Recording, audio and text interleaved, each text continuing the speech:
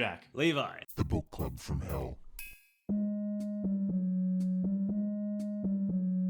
So today we've got another Book Club from Heaven episode. We've got another independent author on the show to talk about your book Incel. We've got ARX-Han, a pseudonymous independent author who published a book Incel. Was it published last year? Pretty sure it was published 2023. Yes, indeed. It was published last year. It was almost exactly a year ago. And it's been an incredibly sort of fun and interesting journey since then. So, to get this out of the way, I recommend Incel. I think it's a really, really good book. The links to being able to buy it, it's on Amazon. I'm not sure if it's elsewhere. Will definitely be in the show notes if people are interested in picking it up, which I definitely think they should. This book is an extended character piece with an extremely intense style, very intense style, detailing the life of Anon. I think he's 21 years old, turning 22 in this book.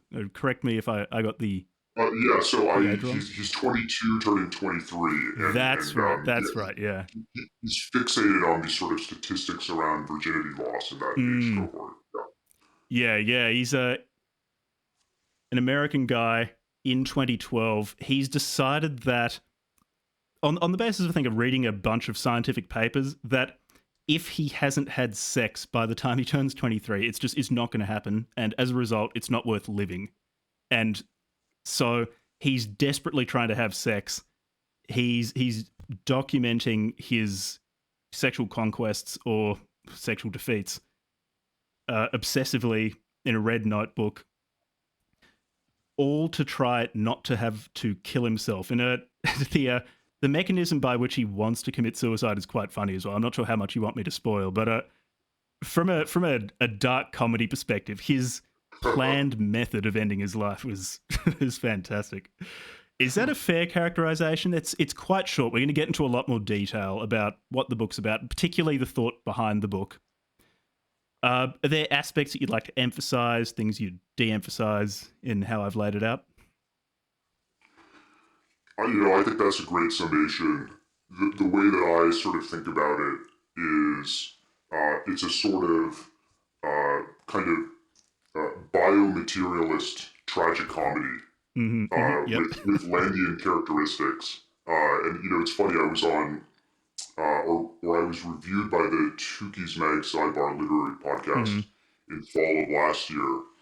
And Gabriel Sinclair, who I also recently recorded an episode with, shout out to those guys. They're I think very serious literary commentators and very, very funny as well. He said that sort of Nick Land is kind of like this through line in the novel, and it's sort of interesting because I barely read any Land. And so really, I think when I say it's biomaterialist in sort of that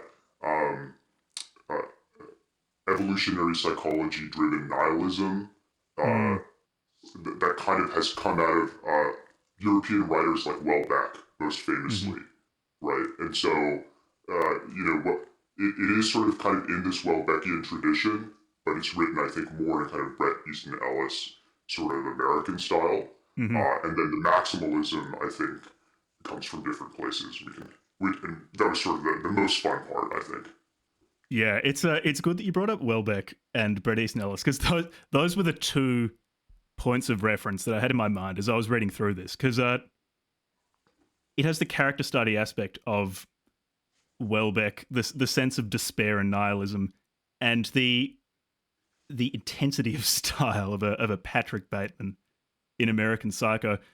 Which things other than Welbeck and Bret Easton Ellis influenced Incel? These can be books, but they can be anything in any other medium, internet forums, etc. Yeah, I mean, it's a great question. I think there were so many influences that, frankly, I don't really even remember all of them. I would say that you're right. Those are sort of the two anchors. I think online manosphere content and forum content was very much a stylistic reference point. And I used to read. This is like old head days. So I'm sort of like kind of a middle-aged guy at this point. Hmm. Some people may remember a blog that used to be called Royce in DC, which later became Chateau Artiste.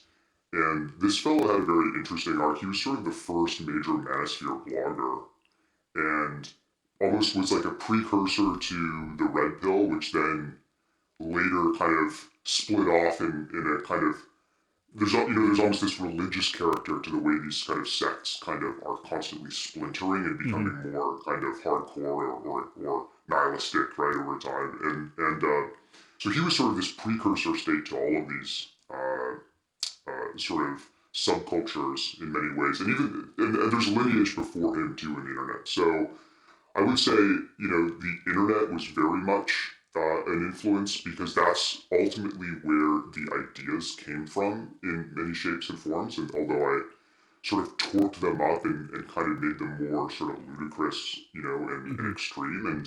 And Hartis had an arc where he started as a kind of pickup artist in his blog, but he became increasingly um, sort of like a white identitarian sort of thing. And then I think he got afraid of perhaps being doxxed or something. Like he did get doxxed in some sort of article. It was in the news, or I remember. And then I think probably it created a bunch of problems for him, and he had to kind of wind down for pragmatic reasons. Um, the other thing is I did sort of incorporate certain abstracts that I would read from time to time, like for example, and like just hilarious and extreme abstracts that I would encounter, because there's a lot of like very hilarious science that does get done, Yeah, yeah, yeah, yeah. and sort of I kind of wanted to lean into the absurdity of certain scientific papers and for example the computer simulation of the evolution of ethnocentrism was based on an actual paper that I had read, or rather just an abstract that I had read. I didn't even read the paper. Hmm. I'm a literary author. I'm not gonna pretend I know how to take apart a paper with a lot of precision, but Mm. um, there were a lot of interesting ideas that came out of just kind of pulling together random abstracts. And then there are just other novels that were influenced. Like, American Psycho was the the book that sort of convinced me as a very young man to uh, that writing a novel could be this incredibly fun and engaging exercise. Like I think Ellis, I think I still think Ellis is kind of quite an underrated stylist, and Hmm. American Psycho still holds up very, very, very well. Just like even just on a purely stylistic level. Uh, but Palahniuk was another writer who the prose was so simple when I read Fight Club, and again, I'm sort of like a kind of like a mid-range millennial, let's say. So, Fight Club was this important thing, when I was sort of like a younger guy, and the style was so simple. I said to myself, hey, I could write a novel, right?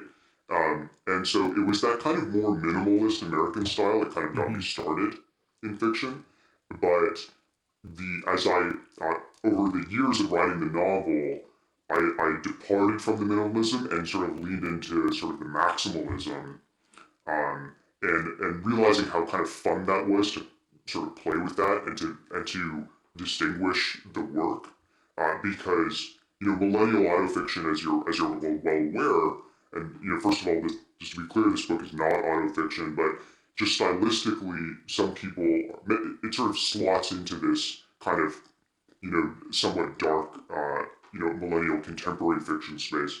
That being the case, most of those books are written with that very spare, minimal style. I have nothing against that in principle, but I think there are many writers who are kind of just imitating one another in this sort of, in a way that sort of ceases to be interesting because the style is so dry, right? Mm. And so the maximalism, these sort of flourishes around him using like needlessly complicated language.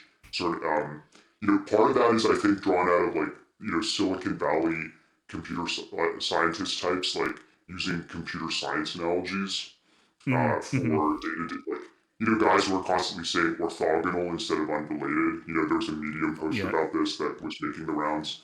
But the really that came out of cognitive science and the abstractions of cognitive science. I thought it'd be interesting if there was a character who was so dissociated from his direct veridical emotional experience that he would sort of regulate his emotions by way of sort of these layers of abstraction of even describing his own experience with kind of cognitive science metaphors. And there was also one writer who I've seen do this, but more so on Twitter instead of as in his fiction, Zero H.P. Lovecraft. Um, so, his uh, I won't get into whether or not I'm like quote unquote like aligned with that sort of political sphere. Broadly speaking, I'd say that I'm not right.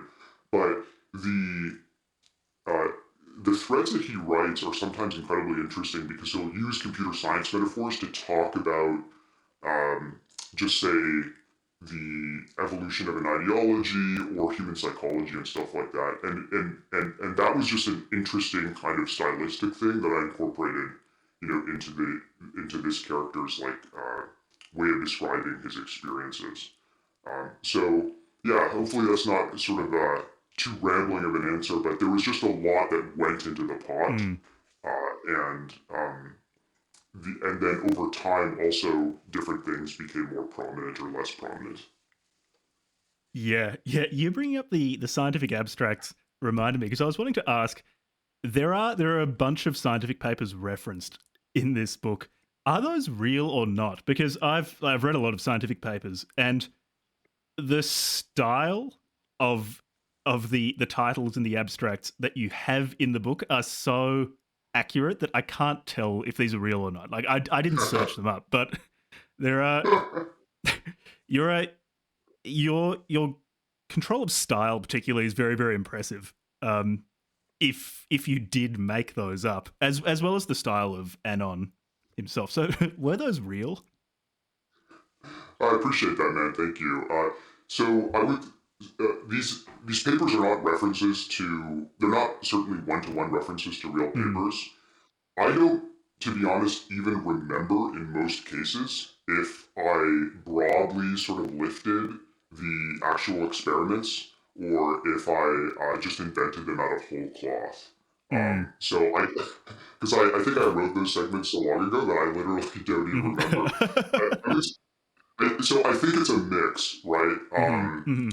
So I remember some of it. So for example, the without getting into spoilers, or maybe I will, but there's this very sort of ludicrous experimental design that Anon comes up with in order to Yeah, sort of yeah, test, yeah, yeah, yeah, yeah, yeah. mating psychology patterns, right? So that actually was based on an actual technology that's called pletho. I don't even know how to say this word, plethysmography, which The is yeah the plethysmograph. I right. think That's right. I've Yeah, that's only right. ever read that word. I've never said it out loud. Funnily enough, um, given how often it comes up in my day to day life, but I was aware that exists. But the I won't spoil it because it'll be good for people to experience for themselves what Anon's been cooking up in the basement of his chosen research institution. But yeah, there's some deranged experimental design, but deranged in a very believable way. Uh, so I think it's on your Twitter/X profile, the social media site formerly known as Twitter. You say that you write about shame, masculinity, and nihilism, and these are all very good ways, I think, to approach incel, which is about all of these things and more. Why these three things to focus on? I guess two questions. One, why focus on these three things? Two, were these things that you were searching around for something to write about and came upon, or are these things that presented themselves to you as things that were interesting to explore and from that grew incel? Yeah, that's a great question. I mean, I would say that to an extent, that thematic branding and tagline on my profile was sort of just like a post hoc way of explaining the broad through lines of my Mm, novel to potential readers on social media, simply because uh, being totally inexperienced, the major sort of strategic error that I did in releasing the novel was not building out a platform beforehand. So when I launched, I had to sort of immediately kind of correct for that. And one way I did mm, that was sort of just say, okay, if you want to read a novel about these high level topics, which are generally not well represented in traditional publishing, then this is, you're in the right place kind of thing. mm, To answer your question more precisely, what I would say is that the work naturally took itself there by virtue of examining contemporary masculinity in the millennial era and then even beyond. Since the book, mm, I only finished it, roughly last year, and I was even doing like additional edits in like I think September or October or something because mm. I'm sort of this like OCD style Oh, there's perfectionist. there's Um, there's no finishing yeah, these yeah. things. There's only giving up on them. Exactly right. But what I would say is that in examining the experience of contemporary masculinity, and uh, you naturally are basically going to head on hit uh, shame and nihilism, and Mm, I mm, think mm, the most abstract categorical through line here, I think, really is just materialism, right? I think for me, and I've written about this on my Substack, my view is that the modern incel is um, a almost like an epiphenomenal byproduct of all kinds of different convergent trends. But I think the primary trend is this sort of uh, biomaterialism, mm, and that to me is I think actually the most interesting analytical lens, as I've spoken about and written about before. Um, this intense focus on metricization, on reductionism, on neuroscientific reductionism, evolutionary psychology driven reductionism, physiognomic reductionism, the sort mm, of fixation on facial characteristics, this not being able to model the nuances of male attractiveness and sort of doom pilling on certain, say, minor facial um, for, permutations that are, for in fuck's sake, some yeah. way somewhat suboptimal, but not like catastrophically so, right? So, Mm, I mean, there's so much going on there, right? I mean, I think it's very hard also to generalize about incels because they are very heterogeneous. I mean, in the mm, original V1 of my novel, I even had a disclaimer that said this isn't meant to representatively, represent all incels. It's not, um, it's the book is it's a literary novel. It's not an attack on people who struggle to achieve intimacy, right? It's a character study of a very particular type of guy in a very mm, particular type of era, right? I'm not in any way interested in sort of the kind of political debate around this topic, uh, which is sort of irrelevant because all the trends will probably make it worse until we have, I don't know, AI partners or something like that, right? mm. Yeah, there are a bunch of different directions we could take this because there's a lot to this book. It is interesting you talking about how shame, masculinity, and nihilism all converge, and how talking about them together is very very natural. Because I found that there are scenes in this book that are so evocative of a certain stage in my life. Because I imagine we're fairly similar ages, but say the intense shame of Anon, his inability to have sex, the size of his penis, his inability to sexually perform, the feeling that he's fundamentally, in a biological sense, inferior and unworthy of those around him. Yet, in a strange way, he feels superior to them because he he's understood the meaning of existence, or at least so he thinks. He's become very enmeshed in a particular schematization of the world and gotten lost in that over schematization.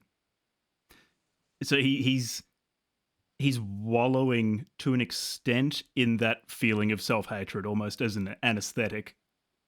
But you depict shame so well and discomfort. So I'm pretty sure it's the opening scene, which is in a club, where Anon is trying to pick up women. He's carefully calibrating how much to drink so that he'll be loquacious, but he's not incoherent. He keeps getting rejected by people. The way that he's characterizing people in his head is remarkably accurate of a particular way of speaking. Sort of when I haven't. It was in the early 2010s that I was fascinated by, say, very, very particular online communities, which I suspect you were as well, like the Red Pill on Reddit, the R9K board on 4chan, full of broken people venting to each other. There was something very darkly fascinating. And there's so much in the depiction of shame in this book that's so evocative of that. Why do you think there is such a deep connection between masculinity and shame? Is that a modern phenomenon? Was that not present in previous times? Where do you think this is coming from? That's an excellent question. My view at a high level is that there is a very fundamental connection there. There's a book I read many years ago by, I think, an American philosopher. What was his name? I don't even remember his name. It was called Against Moral Responsibility. I think it was Bruce Bauer, Bawer. I can't recall. I don't remember if that's actually the fellow's name. Against So moral. he Bruce Waller, yeah. Oh, Waller, not Bauer, yeah. So Yeah. there's this interesting anecdote in this book. So it's an academic philosophy book. So which was another major influence for me, was academic philosophy. But the excerpt in this book that stood out to me was he was talking about why prison violence occurs. And what he explained was, so there's a bit of criminology in this book, and the model was that the most important trigger for prison violence occurring was the perpetrator being made to feel ashamed, right? Was the perpetrator being made to feel ashamed. So my mental model is that shame is basically is a response to a loss of status in a male hierarchy, and it's an incredibly potent psychological result, and it drives men to extinguish that shame through action, and in particularly through violence. And so the most reliable way for a man to extirpate his shame is to engage in violence, typically against other men, and certainly on a psychological level, I think there are many circumstances where that's also true of engaging in violence against women. So I think it's this incredibly potent lever that really never goes away. And it's just that what the lever is mutates in accordance with... That's interesting. So in this... Oh, sorry, go on, if there's more you want to say. Yeah, so I think the shape of the lever mutates in accordance with whatever your present social milieu is. So, it makes, like for example, in Iraq, right, the American military would break into the homes of Iraqis, and from what I understand, I don't even know if this is apocryphal or not, but from what I read, it was enormously shameful for American military soldiers to be in the home of, Iraqi Arabs and to be in that space. And so that was apparently one of the things that fueled the insurgency there, in addition to, all the other many crimes that I'm sure to bombing them. Americans committed. Yeah. yeah. In addition to invading and destroying the country, Yeah. right? It's normally a good way to ingratiate yourself with a group of people, but I think Yeah, there's a cultural yeah, problem in Iraq with being that's dominant and right. dominated. Yeah, so It's I'll just leave it there. So yeah, that's I think of it. I think in a sort of classic Evo psych framing, and I think it's just it's sort of the negative motivational thrust for men in general.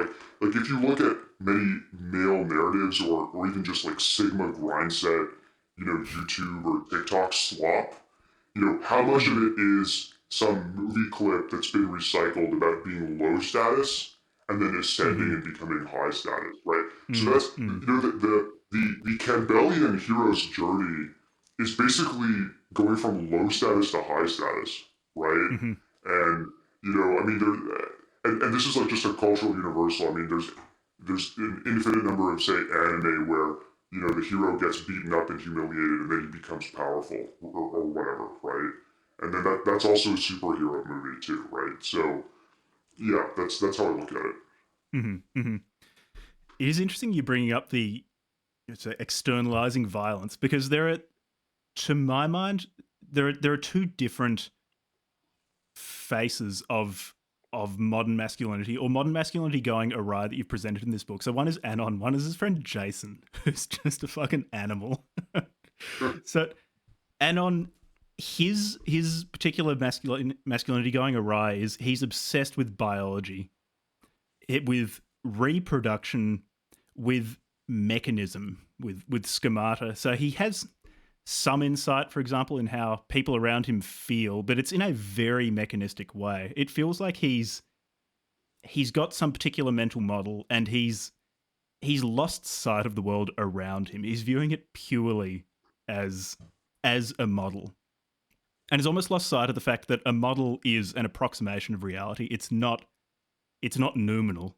It's a human construction.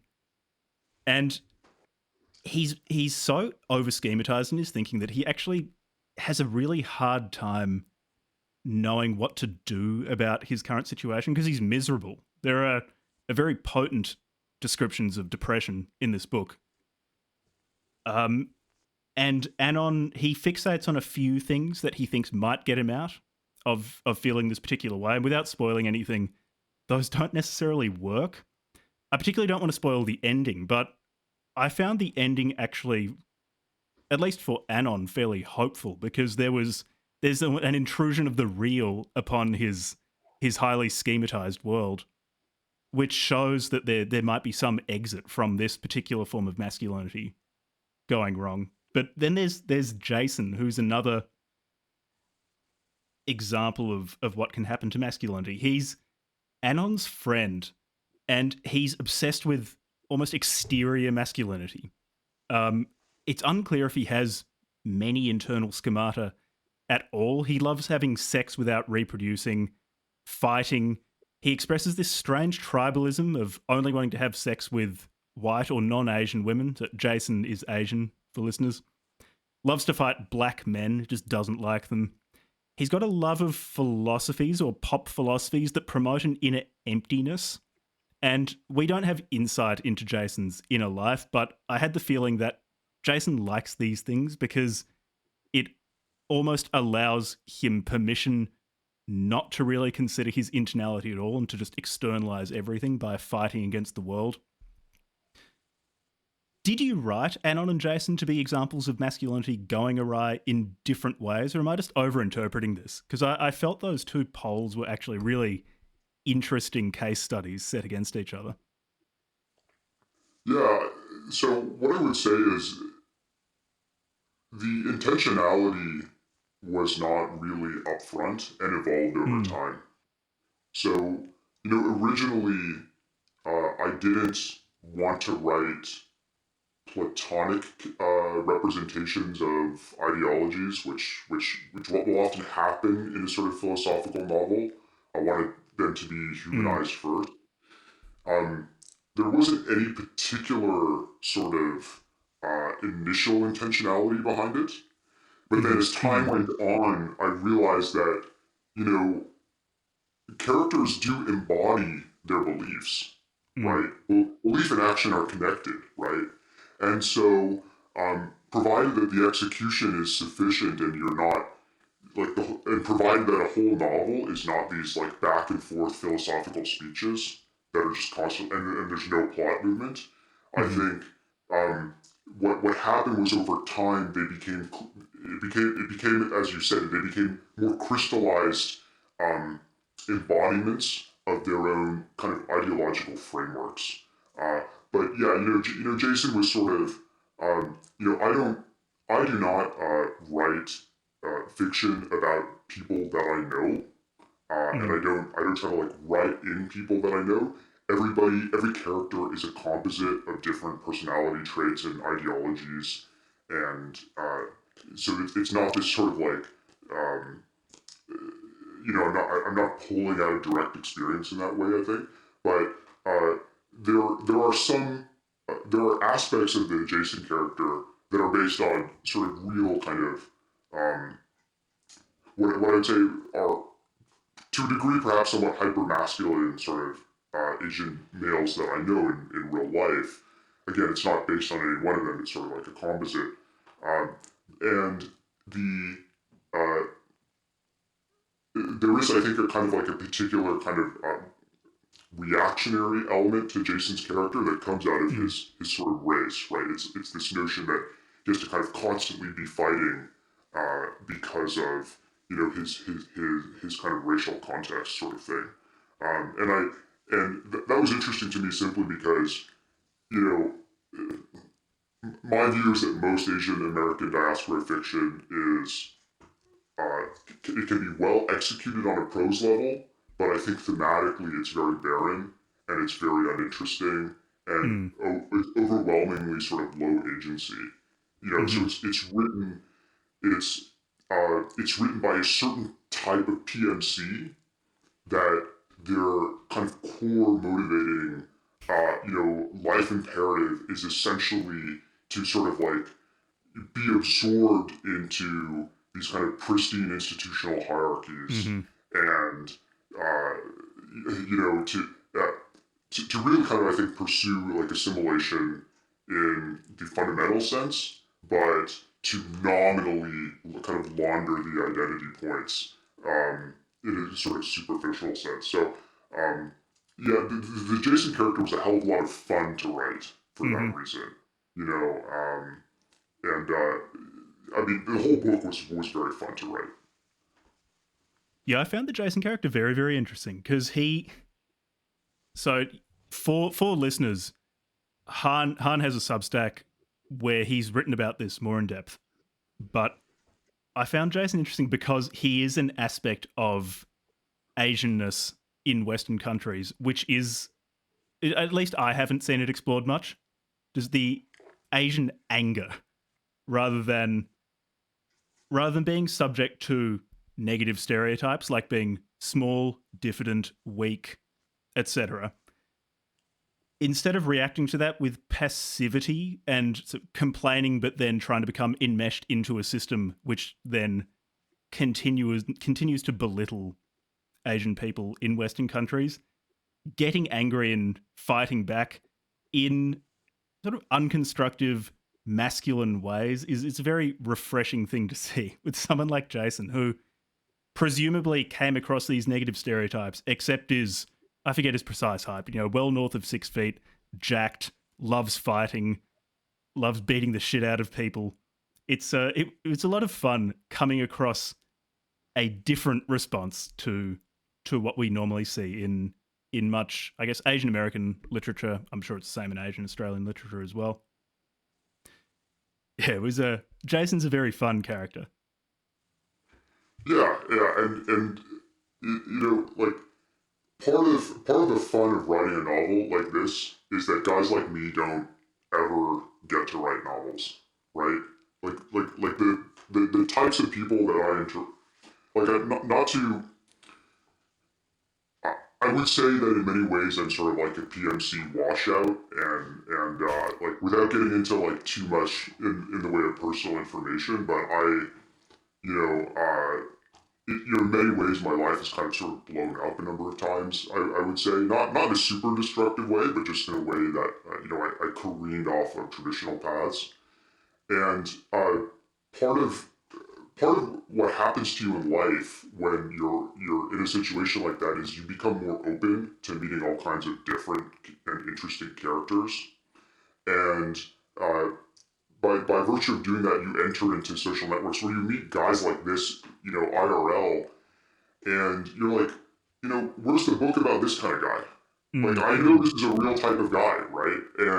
But nobody who's in none of the like 120-pound Asian, Asian people in the Yeah. Iowa Riding Club are going to meet a guy like this. And if they do meet a guy like this, they're going to fucking delete him from their brain because it doesn't fit Mm. into their mental model of like, you know, I mean, forgive me, but like sometimes when I get going on this, I get incredibly salty about it just because, this kind of Mm. fucking like low agency, you know, disease. It's just so inherent to all of this cultural production I see on the Asian American front. And of course, I have this broader kind of meta view that it's sort of downstream from kind of geopolitical domination and all these other things. But Mm. um, the representation is a meme. It's not real because if you're really representing, Mm-hmm. a wider spectrum of kind of literary characters, they wouldn't all be the same, right? And when you look Mm. at diaspora fiction, they all are fucking the same, right? Oh yeah, it's Um, just it's yeah, like fucking how many of them collapse their identity to the smell of their grandmother's cooking as a child. 1,000,000%, right? And the reason is, uh, yeah, I mean, I could rant about this for like the entire Please, podcast, but like, yeah, we have you on so that we can hear you talk. Like, please talk. yeah, so what I would say is that Asian American identity is fundamentally weak. That basically, I Mm. don't think there's any sort of like I think like probably the sole thing that survives contact with Western liberalism is the capitalist drive toward accumulation Mm. slash status, right? And I think basically liberalism shreds everything else. So what's the only thing that really remains, right, is these incredibly hollow signifiers, like the types of calories that you put into your body, right? And the reason that these people just never shut the fuck up about food is because that literally is the identity, right? Yeah, yeah. Right? Because yeah, like I mean, some people would argue.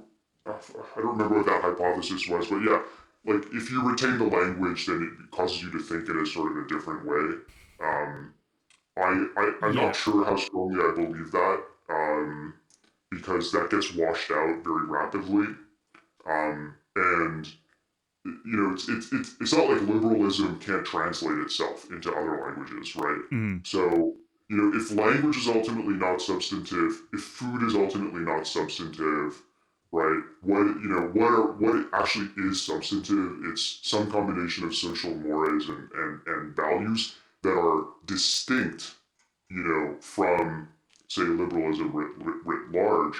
And because of the MFA industrial complex, you are never going to get any kind of interesting diaspora writers on the Asian, Mm-hmm. at least on the Asian side, writing, literary fiction that in any way departs from the sort of strictest adherence to secular mainline, leading edge, like progressive views, in my view. And Mm.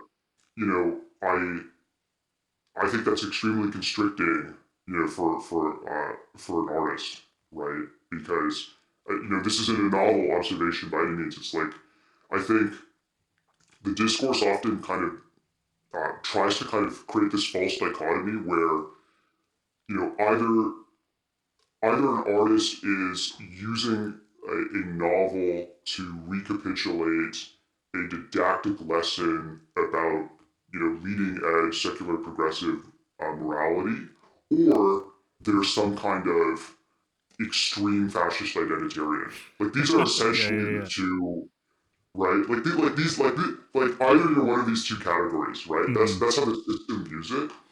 And I won't like.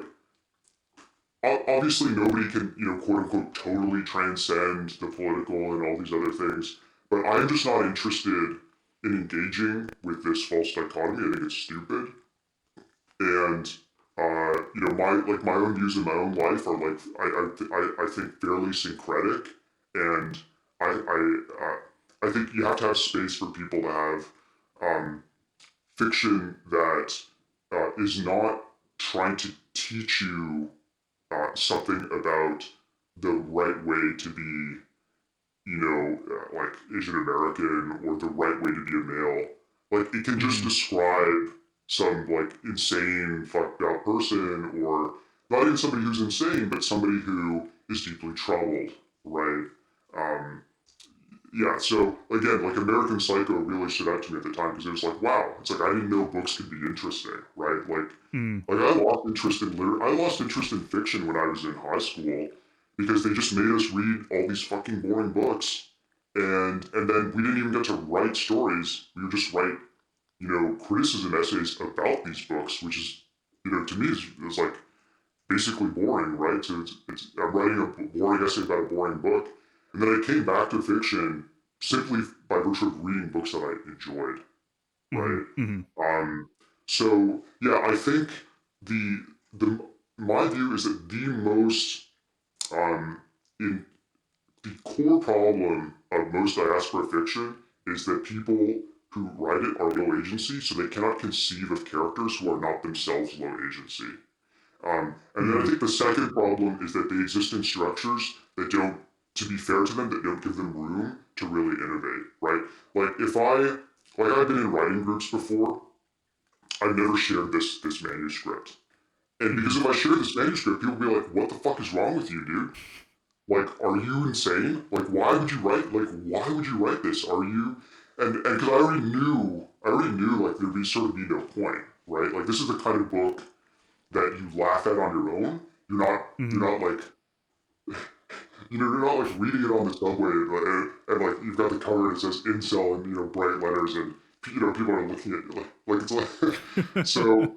Uh, so yeah, that's I have a lot of thoughts about you know the Asian American piece, but I think it plugs into the diaspora piece more generally because these are sort of universal problems. Like I could say probably the exact same story about say many Hispanic American writers or insert XYZ minority race, right? And so really it's all just a function of the incredible gravity of being in the quote unquote imperial metropole, right? Where the latest fashions are sort of strictly enforced in the moral domain and in the aesthetic domain. It is interesting also contrasting diaspora writing with majority writing, particularly novels depicting white men. So to your credit, you have a book with two of perhaps the most unpopular among MFA core types, archetypes, an angry white man and an angry Asian man, because I think it is different for writing angry white men because they're afforded agency, unlike say Asian people in literature in the West. But their agency is considered so terrifying that you have to qualify every few sentences that this person's a bad man, and you don't want to be anything like him. And there are just constant qualifications added in so that the reader can have no illusions as to how bad this person is. I did enjoy in this book that it's an exploration of Anon, who, like, in some ways he's sympathetic. You feel bad for the guy because he's obviously so unhappy, but he's also an asshole. And Yeah. I like that. It's just refreshing to have like a shithead depicted for 200-300 pages. I forget the precise length of this book, but for an extended period of time without being constantly told this is not a nice person, because you think like, I mean, yeah, I know. I can tell that he's not a very nice person. I don't need to be told this. So I did appreciate that a lot, that it's not preachy. and that Anon comes into contact with people like his sister, who, although she comes across as somewhat annoying, she also comes across as actually trying her best to get through to Anon. It's just he and she are speaking such different languages, have such different schemata of the world, that they have a really hard time understanding each other. I definitely appreciated that aspect. Is really good. And it was also I've kind of said this, but coming across Jason, because I've met Jasons before, and seeing the Jasons I've met rendered in fiction was very, very fun. Because yeah, like you go to a gym and there are going to be Yeah, Jasons there. yeah, Is and you know, it's so. I mean, there's a lot of threads to pull on there, right? So you know, one thing is of course that the experience of being a big muscular guy is it's totally different than the experience of being a smaller male, right? And that is I think that's kind of just like a very interesting thing. I myself, I wouldn't say like I'm a you know, a particularly big guy. I was somewhat of a bigger guy as, you know, I was younger and I was lifting more weights and I could kind of push it harder. But, you know, just seeing the it's always very interesting to see the enormous disparity in how people treat, say, smaller minority men versus like larger minority men, mm, right? Whether they're Asian or not.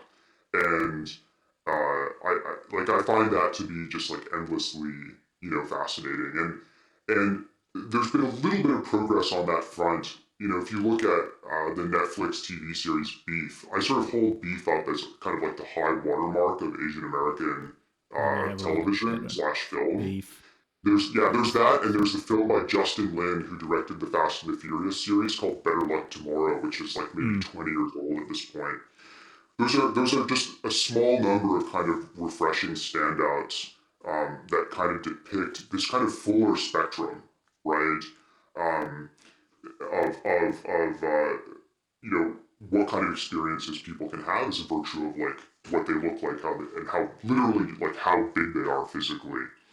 You know, when it comes to the sister, I think the sister was a really interesting character to write. Again, you know, not because this is like the sister was probably the most synthetic character in that it was the least based on any individual person that I know, and was more meant to kind of be this kind of sort of normie coded attempt to sort of reach out to mm, him and be like, hey, you know, you're not sort of socializing kind of normally here. Like this, you're kind of trapped in this sort of pathological space, and the I was very careful not to write the sister as a villain, mm, and yep. to make it more clearly this kind of here are two sort of worldviews that are so incompatible, right, that they can't really interface with one another, like clearly, or at all.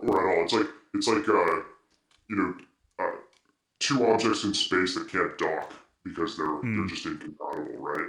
mm, And um, the I think so much of the discourse around alienated young men is made just doesn't work as a means of changing their mindset because um, it's you know it's there to condemn and to enforce a moral norm essentially, right?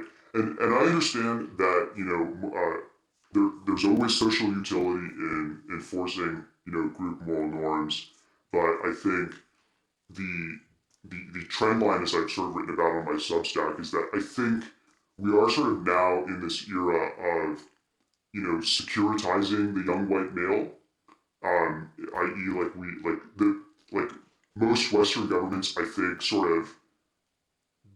It seems fairly clear to me that most of them kind of view young white men as like in this like latent precursor state to terrorism at all times. Like it mm, kind of feels that way, and the medicalization of sort of male behavior, you know, is also troubling to me. Like I do, like as much as this book is a critique of pathological instantiations of masculinity, I do also have reservations about the way that we sort of can over pathologize that, right? And then you see these cultural reaction functions to that in the form of somebody like an Andrew Tate, right? This the reason that a caricature like that can gain such prominence, I think, is partly, I think, downstream from the almost like the widespread shaming of men in general, right? Mm-hmm. And I think just as a culture, heterosexual male desire is, I think we sort of don't know what to do with it, like apart from maybe say that it's bad, right? There's this, I think I've heard people talk about this idea of sort of like quote unquote safe horny, right? Which is like, there's this fairly constrained way of being able to permissibly express heterosexual male desire, right? And it feels like it becomes more constrained all the time.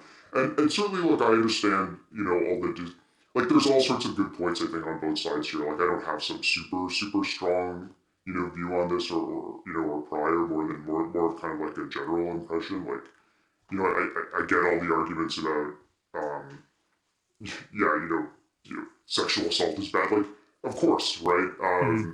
But there's so many layers to that this is not really an area that I really delve into very much. But in the arts, what I think is interesting is that we sort of can't really even depict it, and the inability, like, if you look at modern fiction that gets put out, you can basically write about all kinds of different topics in an interesting way, but there's this giant blast crater that is centered around heterosexual male desire in its true form, right? And so that's why a guy like Delicious Tacos gets such uptake, is because he is writing about, say, the top quartile of men who have a libido in that range or something, right? And that's basically what it's like to be, a guy like that, right? Is like you really are just sort of in this perpetual state of desire, and you don't see, and that is a non-trivial percentage of the male population. It's maybe it's going down because of microplastics every year, but but it is, it certainly does describe a great number of people, that I know. I'm losing track a little bit here, but I mean, there were so many threads there just to jump off on that I kind of had to hit all of them. What about Anon's worldview? So I thought of it as Darwinian nihilism, but I think you were saying, what was it, biomaterialist nihilism or something like that? Yeah, I think these terms are largely interchangeable. Yeah. So I'm not. Yeah, I think I stole the term biomaterialist from a guy named Louis Betty. He wrote a book. He wrote a literary criticism book about Welbeck. I think it was. I don't remember. I think the subtitle was biomaterialist horror or something like that. But they're functionally the same thing. So it basically comes out of the combination of materialism and Darwinian evolution, and that is that is his worldview, and that is what drives his nihilism. And then there are hints of him sort of getting a little bit uplifted by something called panpsychism. Panpsychism is a theory of consciousness that posits that matter basically has either all matter has sort of conscious or proto-conscious properties, and that when matter is bound in the form of a human brain, that there's this kind of binding effect that occurs that creates a sort of more unified and complicated consciousness. And so I think that, insofar as that is kind of antidote to eliminated materialism, which posits only that, say, consciousness is an illusion, or the hard problem isn't real, or it's just information processing, or something like that. Insofar as that sort of reintroduces a degree of enchantment and magic into the world, Anon experiences that as a little bit uplifting. But the you know, in the end of the book, of course, and I agree with you, the end of the book is uplifting, and it is meant to be uplifting, although in a sort of bittersweet way. The ultimate antidote is just, you know, political meaning in life, right? Mm. Like just being able to grasp meaning, right? Um, so that's the philosophical discourse in the novel. Yeah, I agree with you. The particular terminology is not really of much interest to me, but it is that alignment of Darwinism and materialism. No option of transcending that seems to be making Anon really miserable. This idea that he's nothing but a vessel to pass on genetic information, and insofar as he is not able to do that, then he's a failure. And there's nothing exterior to that. There's nothing else that he can cling on to. And the ending is a good way to at least leave open the possibility for resolving that in, I guess, to some extent, acknowledging that even if that is true, even if there is nothing more than the material around us, there is still the experience of that he and other people can experience and find some sort of meaning in or build meaning around. What I'm interested in is, why do you think such a worldview as Anon has, this biomaterialist nihilistic view, is so appealing to so many young men? Because I know a lot of people who have similar views. I've definitely felt elements of this myself. Why is this appealing to a lot of people? And it seems particularly men. That's a great question, and I think the book really does grapple with that in many ways. Here's how I would put it to you, right?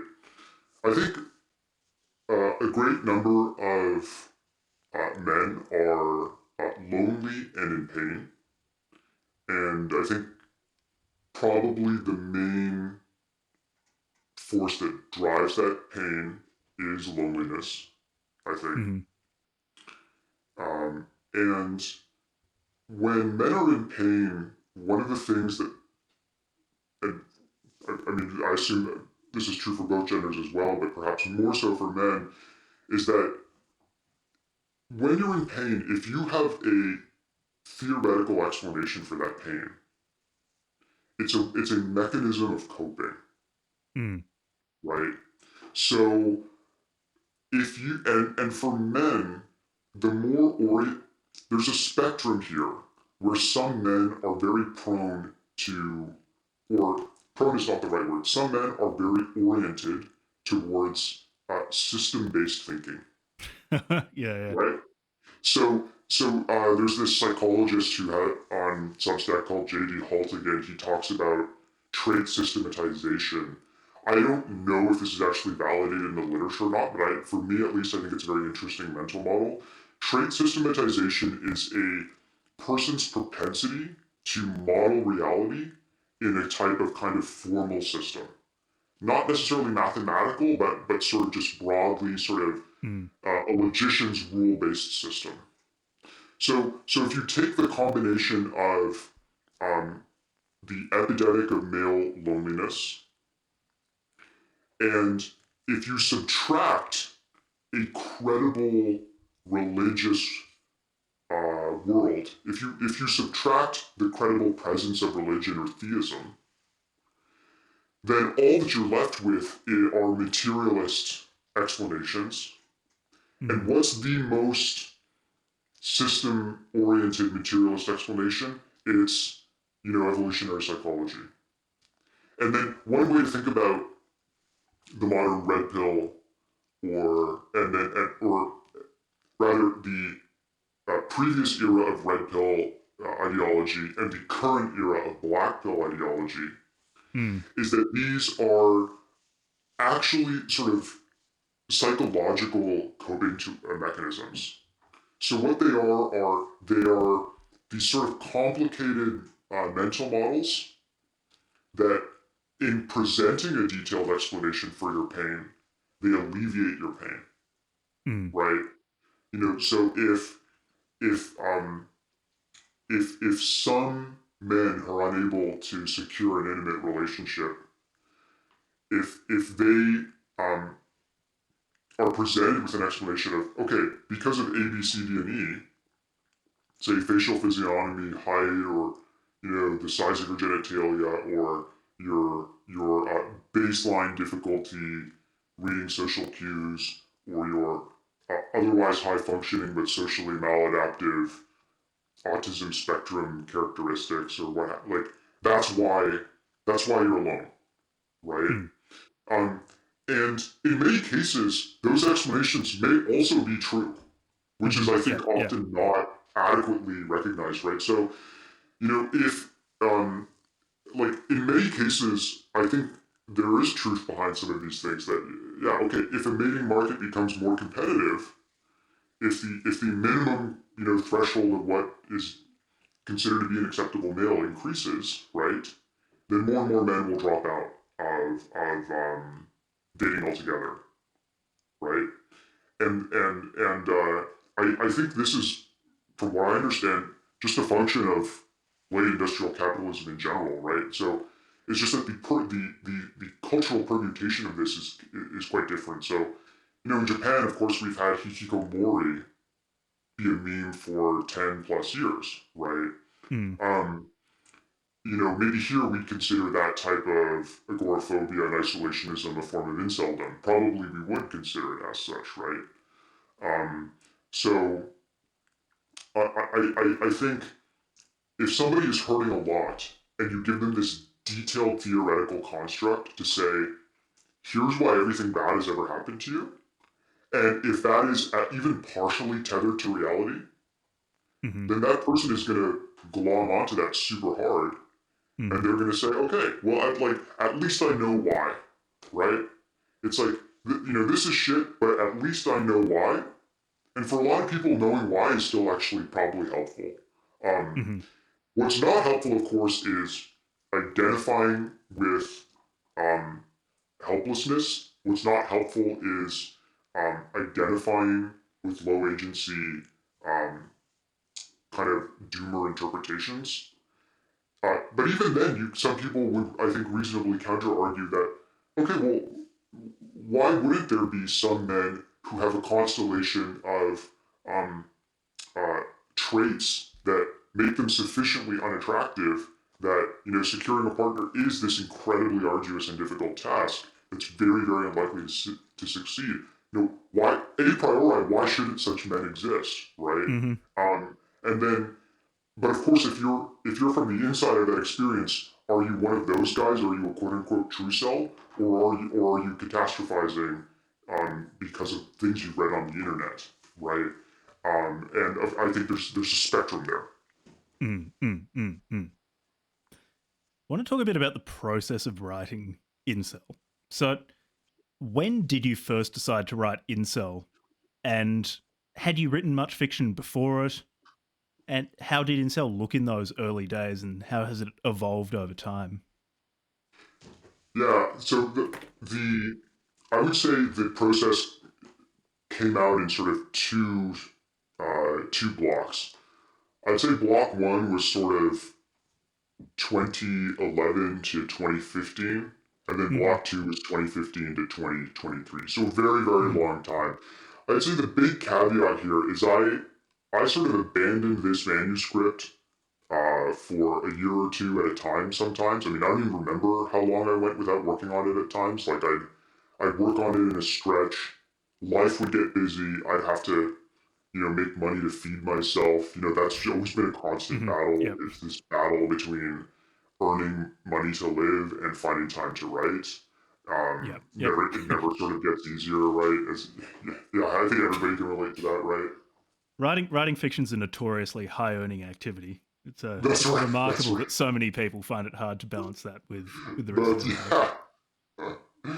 Yeah, so it wasn't kind of this continuous 12-year stretch. It was this intermittent thing, and I never worked. I've never. I started a science fiction book in 2015 after I kind of gave up on the book for a period of time, Mm-hmm. realizing it could never be published.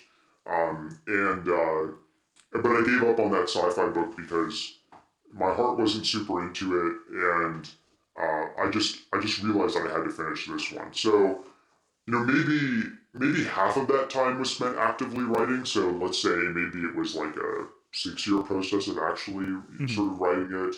Um, it's somewhat arbitrary in how you kind of say when a writing phase is and when a writing phase isn't, because maybe you do a little bit of work on a weekend or whatnot. But phase one, basically, the core narrative structure took shape. The skeleton of the plot came together, and the arc came together. That was an iterative process where I started out with notebooks where I would kind of outline, say, different characters, or I'd outline different scenes. I'd free write within the shape of an outline, so the outlines weren't ultra detailed, like beat by beat outlines, but they were kind of more high level skeletons of say a chapter or a scene. And then I caught, and this has always been a thing for me. Like I'll get ideas in bed at night, and then I have to write them in a little notebook, and I just get all these ideas at night because that's there's some neuroscientific story around why that happens or whatever. I don't remember, but that first block is when the story took shape. I did have that was maybe let's say 4 to 6 drafts, and then I did have like sort of a developmental editor just offering like line edits and saying, okay, this is good, this isn't good. So I kind of had this, and this is a person I paid. So I sort of did, I wouldn't say it was like my own independent MFA, but it was a kind of like, sort of like a mentorship that came out of paying this, because I wanted to be better, right? Like I felt like I could be better. And in the beginning, it took me a very long time to be able to write well.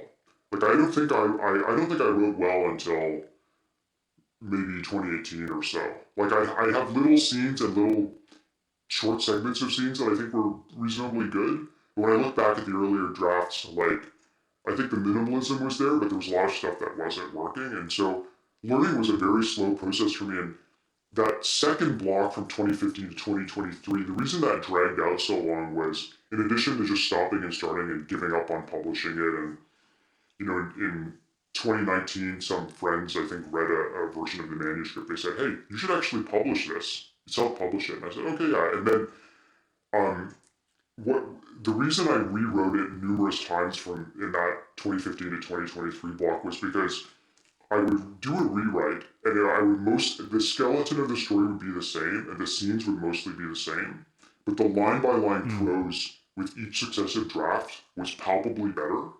And then I'd look at it again, I'd be like, oh, this is shit, I have to rewrite this. And so it was this like carousel where I'd complete one, loop around the carousel of rewriting the book in this very laborious manner. And then I'd put it on the shelf, I'd come back to it 3 months later and say, this is better, but I should still rewrite this one thing. And then that would expand, and then I'd rewrite the whole thing again, basically. And so the final stretch was 2020 to 2023, and in that stretch I rewrote it another. Oh, did I lose you? No, you're here. Okay, You dropped out for a few seconds, but okay, cool, yeah. So in the final stretch, when it really got publication ready, I rewrote it and I created some new scenes, but I did maybe 3 passes or something again. So I'm a real perfectionist, and the style evolved over time. The style began as this very kind of Bret Easton Ellis imitation / Chuck Palahniuk imitation, and then became progressively more complicated and delineated as the drafts matured. And then I did actually pay a copy editor in the final stretch as well. So the production was assisted by a developmental editor and a copy editor, and took a very long time because of all these breaks that took place. Do you remember why you started writing? Yeah, it's a great question. I would say it was I felt that I had to write a book, right? I mean, there's a bit more context around this. So when I look back, and I spoke to Gabriel Sinclair about this, but this episode isn't out yet. But when the long and short of it is I was not into. It never even occurred to me to be a writer until I was in my early 20s. Like it just simply wasn't really a possible. Like it's just like I didn't know any Asian American male writers, right? Like there's very few of them.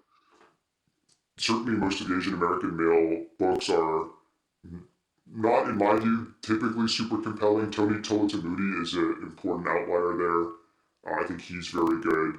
There are some other guys who I think are potentially interesting. I missed that whole Tao Lin autofiction era, so I wasn't really plugged in to the so I've only sort of read some of his stuff more recently. But at that time, I felt like I didn't have any models. My model was like Murakami, right? Just because, okay, he was a guy who had attained prominence, right? But he was foreign, so I didn't really maybe think of it as a possibility.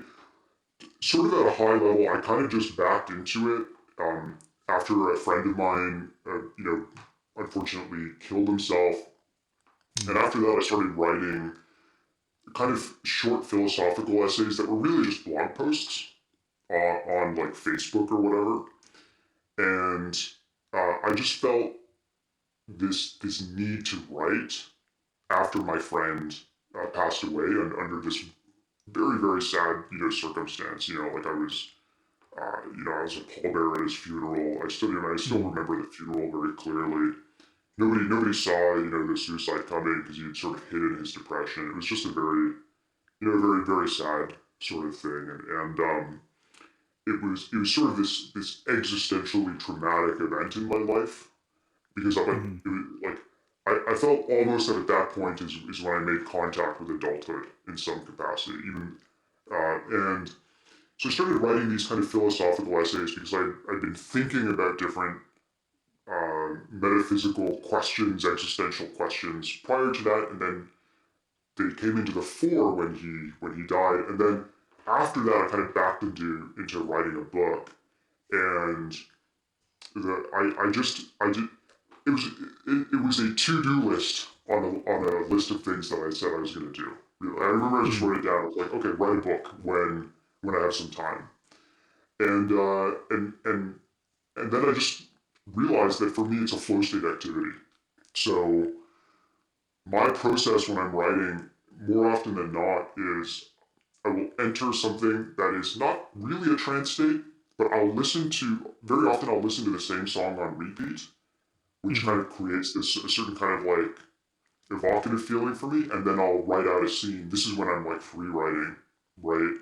And then if I'm editing, the editing for me is like this immensely pleasurable but obsessive activity where the prose editing and sort of tuning a sentence is this very joyful thing for me. Like I feel like I'm playing a single player video game almost, because by the end of it I look at the thing that I've revised and it's like, oh, I can see how this is better, right? And that there's just an incredible satisfaction from looking at a piece of prose that I have improved in an editing session.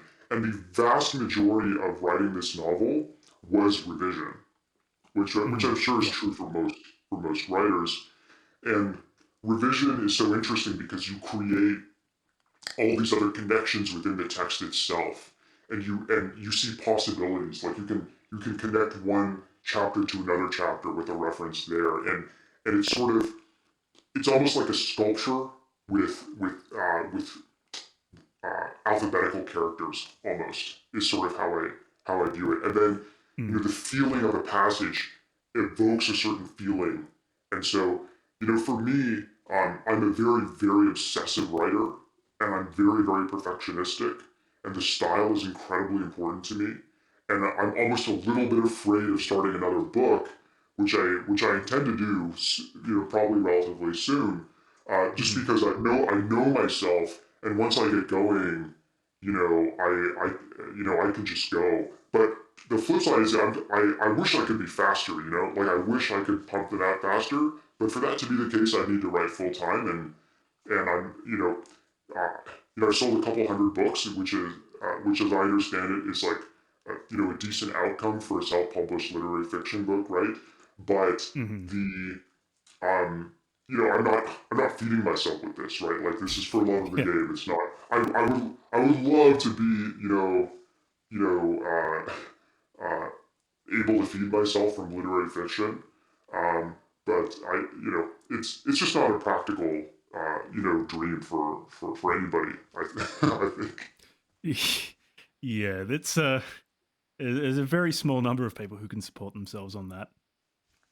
And then it being self-published makes it even more difficult because you don't have that advertising spend behind you. Although it does, from what I know of more traditional publishing, the advertising spend on particularly new novelists is reducing. So maybe those worlds are aligning. One thing I'm interested in is actually how did the character of Anon first present himself to you? So did you come to understand Anon's subjectivity as intensely informed by this biomaterialist nihilism from outside by inhabiting communities where this sort of thought is present, say various internet forums, evolutionary psychology journals, or have you personally struggled with how to live with this sort of nihilism, or a combination of the two? Yeah, I think any writer will tell you that every character, even the darkest characters, is at least in some way, extrapolated from dark moments of the soul, sort of thing, right? Mm-hmm. And so,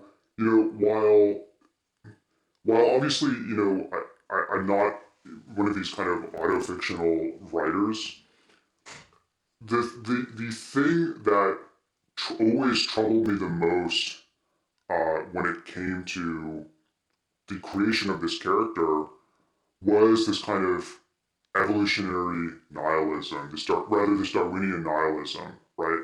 So I can say just flat Mm-hmm. out that this has always been like when I was a younger man, this I found this deeply, deeply troubling. Mm-hmm. So like a young man is going to have X, Y, Z, dating experiences or whatever, and that are going to span the spectrum. That's actually almost that's actually the less interesting element of the character.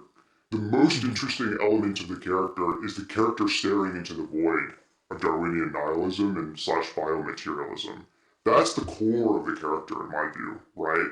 It's like this guy, he's looking into the void and he's fucking going insane, right? Mm-hmm. And being the type of person who um at one point I almost considered studying academic philosophy seriously, and becoming an academic, and I just realized, oh, if I do this, like I will I'll live in poverty the rest of my life. It's Yeah, gonna it's another suck. I high should just paying read. pursuit. Yeah, I should just read books about this. Like I don't like I don't think I have any novel ideas here, like in terms of writing philosophy. I just really love to read philosophy. So for me, this character was partially born out of this very um, troubling experience of my friend taking his own life, and then that sort of activating these questions around Darwinian nihilism more broadly, right? Um, and uh, after he died, I mean, I went on a. I think I was reading. I've read a lot of academic philosophy, at least given relative to how busy I was, for a good solid year or two. After he died, because I was just trying to understand. And then a lot of the stuff that I read was sort of felt like it was deepening my depression, right? Mm-hmm. Not that Mm-hmm. I was. I don't think I was sort of in any way clinically depressed by my friend's passing, but I was deeply existentially troubled by it, right? And I mean, even without going into details, even the way that he took his life was very troubling, to me. And so that kind of horror was a very real thing to me at that point, and I didn't really know how to cope with that, or even how one should live. Mm-hmm. And I struggled to write the ending of the novel. I think I spoke to Gabe about this as well, but for me, in writing the novel, I was sort of answering the question myself. It's like, where can meaning be found?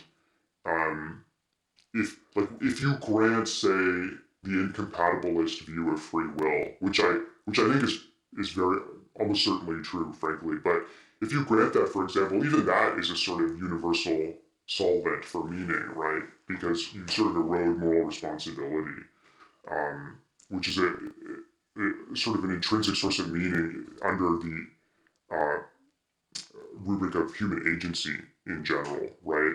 So I'd say half of it was sort of this existential thing. Like I was, I'm not interested in, like I was never interested in writing some sort of like male version of like Tucker Max or something, right? Like that was, or like the angry and depressed Tucker. Like that wasn't interesting to me. What was interesting to me was the void, and then the contemporary cultural instantiation of the void is supervenes on the void itself. The void is the thing that's important. It's not XYZ guy's difficulty getting a date, or like, which is this tale as old as time, right? It's, the shape of that just changes depending on whatever the contemporary mores are. And then the second part of my answer would be that uh, the characters' particularities in many cases were really just kind of recapitulations of things that I read online.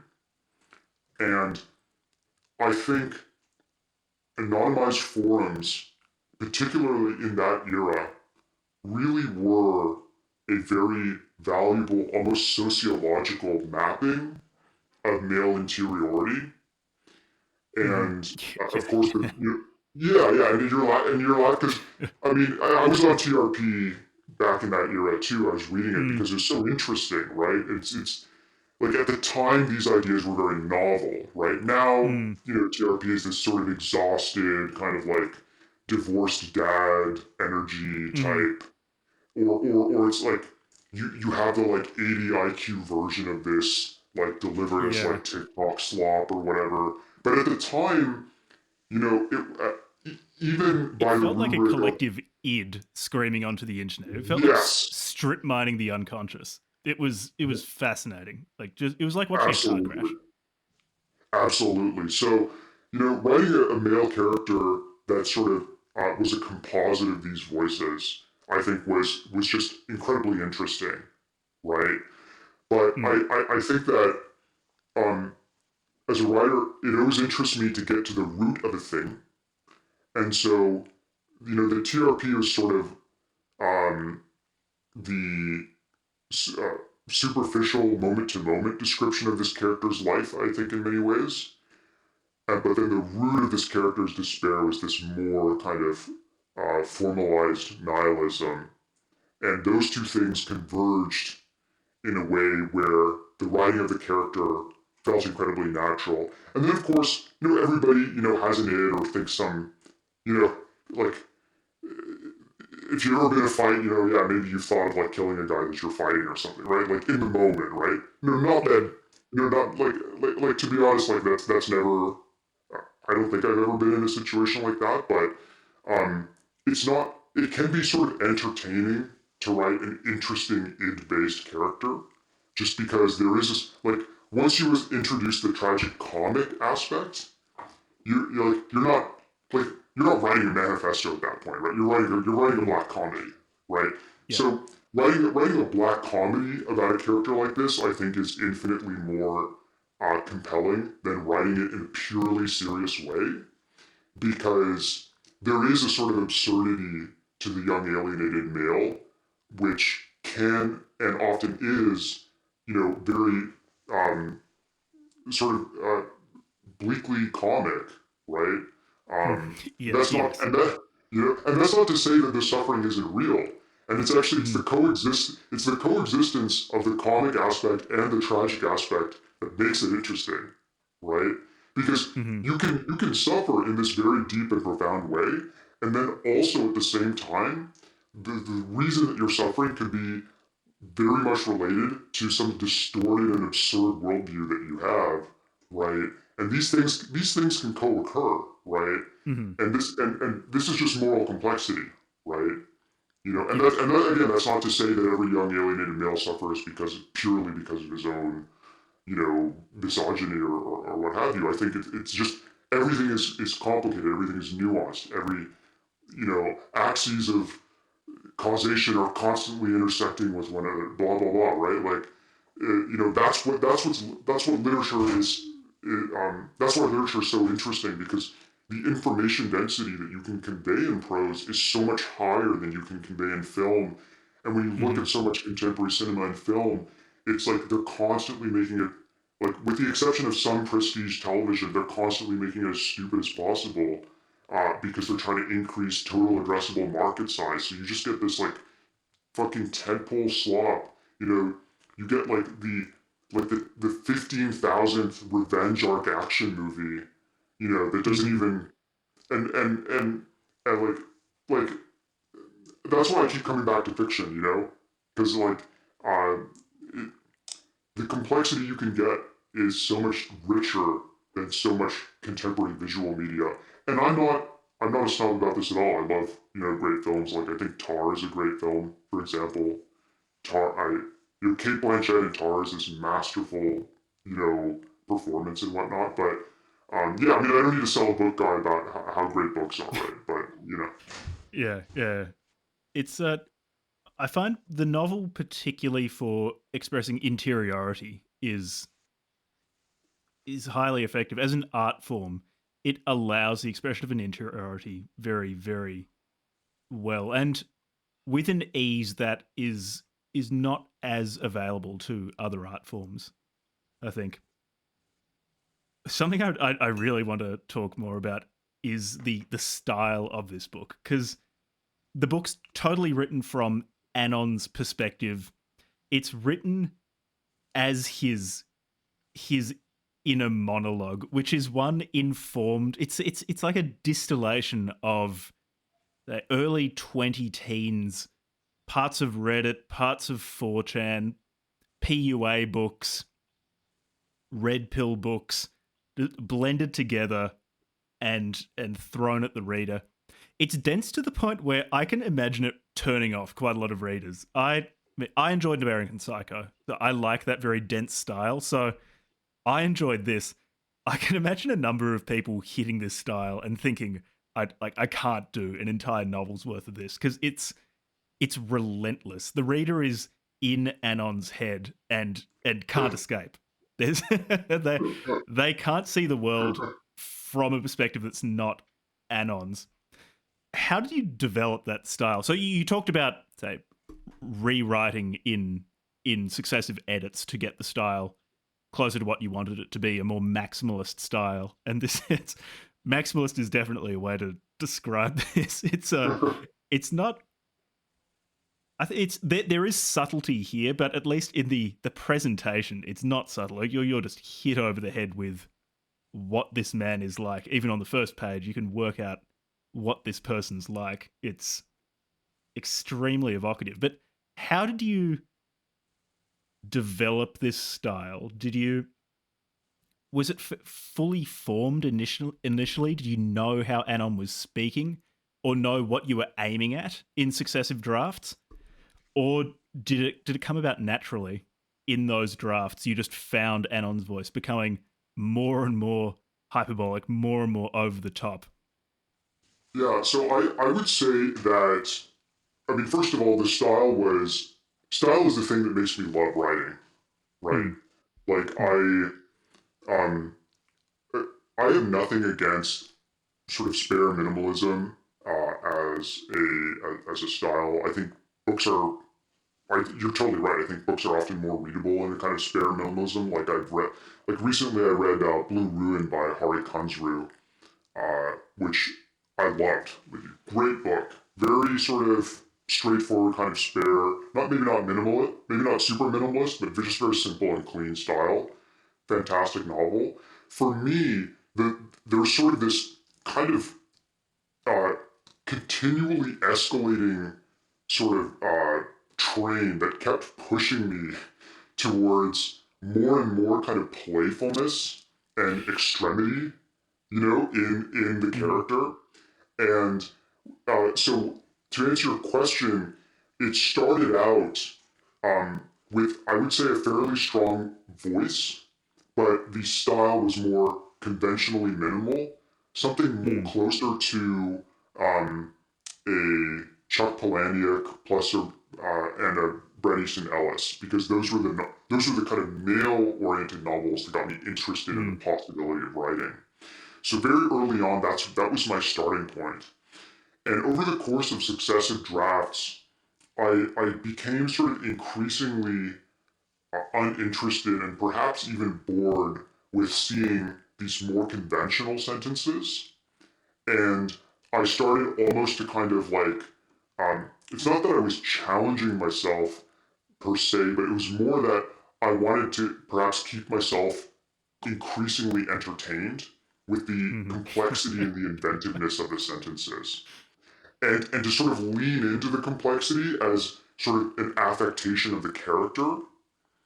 And it's, his syntactic, or I don't know if it's syntactic or syntactical complexity, is just another kind of coping mechanism for him because life is so painful for him.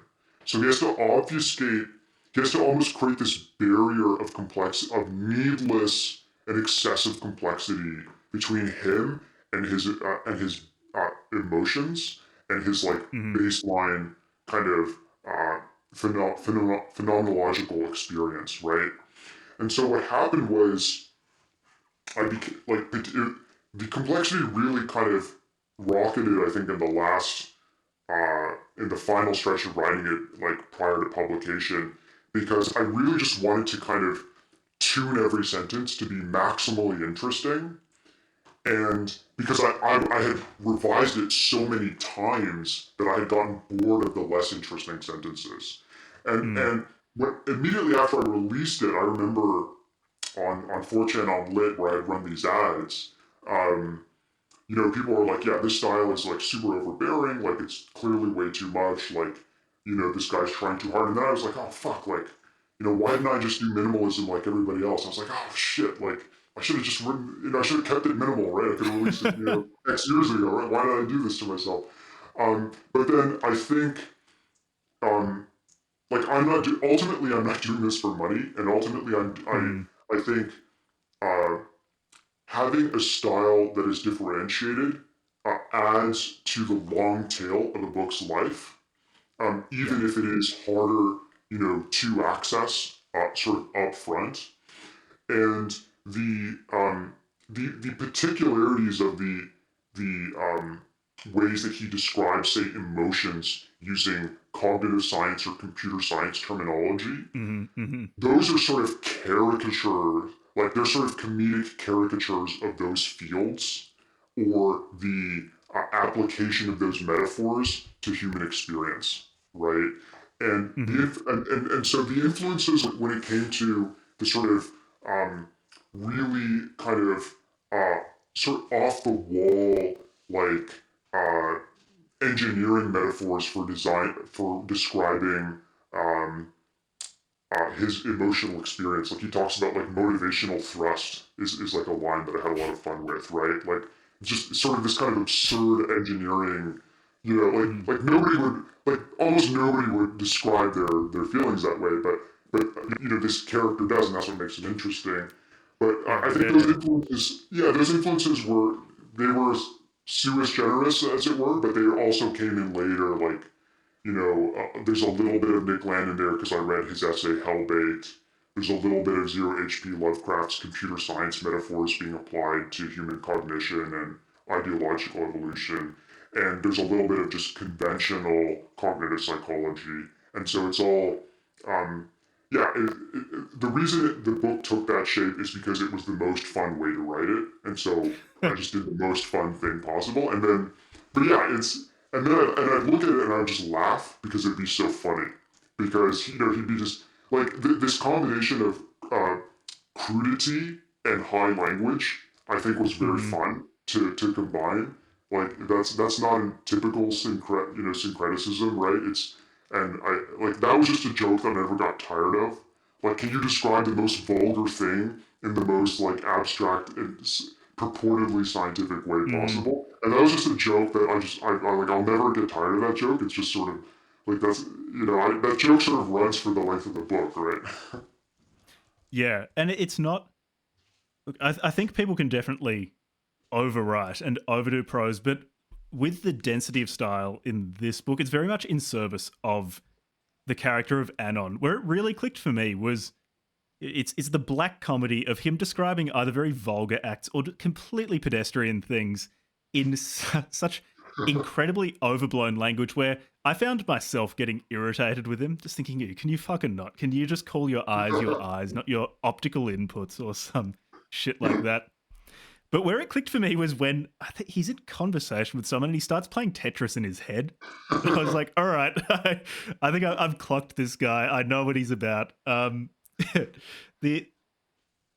can see. So you were saying how on 4chan they were complaining about the prose. I think like on the lit board, people there, I think, take a lot of pride in not liking things. So that's probably the first problem. But also that, yeah, this sort of literature is not for everyone. I think it's divisive because it's unusual, and there's been very dense prose in the past, but it's a lot less fashionable at the moment. But I at least found it the most exciting part of the book because the book it's actually, in terms of events external to Anon, not all that much happens. The meat of the book is the fact that you're stuck in Anon's subjectivity while he interacts with the world. That's where it's really interesting. Him interacting with pedestrian events that can be embarrassing but are actually quite normal for people. Him living what is exteriorly just a very normal life, but from just an absolutely absurd perspective. Yeah, and that's exactly what the fun of it was, and the joy of it was, right? It is that the meta commentary there, of course, is that so much of our suffering is a function of how we interpret events, right? Mm. And even shame is a great example of that, right? I mean, um, probably most men at some point in their life will have at some point had difficulty, having an erection in like a moment where it was very important that they do so, right? And for some men that will make them acutely suicidal, and for other men it's funny, and then for maybe most guys, it's somewhere in between, right? But you can imagine for like a very young man, that's this like enormously disastrous like and calamitous event. And maybe to be fair, in evolutionary terms, it is, right? But yeah, I mean, the 4chan piece is sort of funny. I mean, like I to be honest, I'm quite grateful to the board in general, because I think that actually really is why I have any audience at all for the most part. Because what happened was I ran ads. I got a lot of admittedly useful feedback on how incompetently I had marketed the novel in a way that you wouldn't normally get, because people are interested in the book. They're not going to write a comment about it unless it's in the context of a forum. So, I ended up getting reviewed on the Tukey's Mag Sidebar Literary Podcast, and that was like the initiating kind of breakthrough moment for me, because those guys are from that board. So yeah, I mean, in terms of influences of the book, I actually, when I was writing it, I only spent time on 4chan reading lit for maybe the year leading up to publication, and I only lurked. So I really was, to be fair to these guys, like kind of like an outsider. And so, it's fine that, it didn't resonate with them. Like I appreciate anybody even looking at my book for 5 seconds, and if they're criticizing it, that's absolutely the right of anybody to do that. But I completely agree with you too, that it's a very polarizing style, right? Like I think another good reference point is sort of like Honor Levy, right? Like her book, her short story Love Story at the beginning of a collection, right? I can. Is that the Knight Errant one? Exactly. Yeah. Yeah. So, that's a very polarizing story, and a lot of people were screenshotting and saying this is way too excessive. I thought that the style was a great example of like maximalism done well. Mm-hmm. And there's all like there are many writers who are on the minimalist side who I enjoy. Like, I met another fellow, Adam Luz Reinspects from Lit. This is a really He's interesting writer. he mixtape Hyperborea. Yeah, so Is that I'd him? say Yep. Mixtape Hyperborea is a very, very well written novel. Like, it's a shockingly good book for also a guy who I think is fairly young, who and seems to have kind of come out of nowhere, sort of like, I suppose, like me. Yeah, he wrote this sort of coming of age novel that I think is very good. Dan Baltic's Nutcranker, I think you might have reviewed it. I'm not sure. I thought that was quite We funny. haven't, Like, but we're going to be having him on to talk about Kingsley Amis because he says he likes horny literature, which is completely unsurprising. yeah, and I mean, these are all kind of alternative literary figures and books that I think are quite compelling. Like, I enjoyed Matt Pagus's Black Album recently. I'm going to be writing a review about that. I think Black Album is interesting just because um, I think it's an examination of white masculinity that is much more honest than you can get in traditional publishing. Like, for example, I remember I read the Topeka School by Ben Lerner, and I think Lerner is a really good writer. I think stylistically he's super super strong. But when I remember reading the Topeka School, and it's supposed to be about like dangerous white masculinity, and there's nothing in there that's even remotely dangerous, like one Mm. iota. Like, it ends with him being at some like protest with his biracial daughter or something, some immigration protest, and it's like, no, this is not. I'm sorry, man. This is not an examination of like Just white. like in real life. Yeah, exactly. This is not an examination of white ethno-masculinity, Mm. and of course, anytime that subject comes up, it folds into the meta discussion around ethno-nationalism in general, right? So, like, you just can't touch. Again, it's just the structural limitations of publishing. You can't touch anything really interesting, right?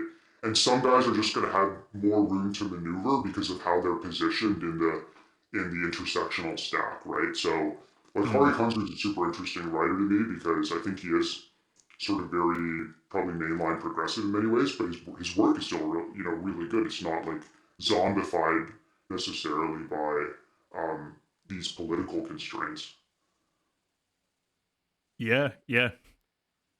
Because you do talk a lot about traditional publishing versus self-publishing on your Substack. I think is it decentralized fiction. I hope I'm That's getting the right. name Yeah, right. it's Yeah, decentralizedfiction.com.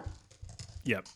So if I find something really interesting that's been happening in the past few years, although I haven't been paying much attention to it until the past year or so, because I tend to just read books that are a few hundred years old. Um, it's just what I'm interested in. But more and more often, there's very, very high quality work being self published. So previously, when people self published, it tended to be because the work just wasn't good. Whereas increasingly, there's great stuff being published that's being self published. So on this podcast, I've talked to James DeLee, who published a short story collection, There's a Man Crying in the Street and Other Stories, which is great. If that were published by one of the big publishing houses, I wouldn't blink. Similarly, if Incel were put out by one of the big publishing houses, I would be interested because of the subject matter. But in terms of how polished it is, how compelling it is, that it wouldn't raise any eyebrows whatsoever. So why did you decide to self-publish? Which is, if it's not because of a lack of quality, it's is what I find really interesting here. Yeah, so at a high level, it, it was just obvious to me that I could never get this book out through an agent or through even at like Mm. a small press, right? I mean, I think I did briefly consider these very, very kind of avant-garde presses. There's a very, very tiny number of them. Like, I remember I thought about contacting Expat Press through Manuel Mm-hmm. Mm-hmm. Marrero. I thought about maybe going through Terror House with, I think, Matt Forney, because that's where Baltic's book came through, and Matt Pegasus' first novel, which I also enjoyed, Driving Day, came through there. But at the end of the day, I felt that, first of all, they weren't accepting submissions. Mm-hmm. So there were literally like only say one or two of these presses, that were at the very kind of far margins of, say, the Overton window, the aesthetic Overton window, as it were, right? Respectability. Yeah. Yeah, yeah, and I mean, I'm a fan of both of these presses. Just to be clear, I think they're doing, like, I respect the fact that they can put out, and they do put out, work that's interesting. Mm-hmm. But the with those two not being an option, that was it. There really simply was not any other option. Like, it's really that simple. Like, Mm-hmm. I mean, I remember, you know, if you look at agent bios, like literary agent bios, like right away, Mm-hmm. I can tell this person wouldn't touch this book with a 10-foot pole, right? You know, it's just, it's like the signaling that's going on even in like 100 characters of of the modal literary agent's bio on their literary agency website. You know, even just like their basic demographic characteristics, right? Like, is like a 50-year-old, upper middle class white woman, gonna get this book? Um, Look, I have no problem with 50-year-old upper middle class white women. I'm friends with many of them. They're good people. But in the aesthetic domain, right? Like, people are going to have natural aesthetic inclinations and they're going to have natural aesthetic disinclinations. In the same way that if our roles were inversed, I would assuredly have difficulty, just understanding, okay, what's the lived experience of XYZ person who's in a totally different demographic, right? I have no idea.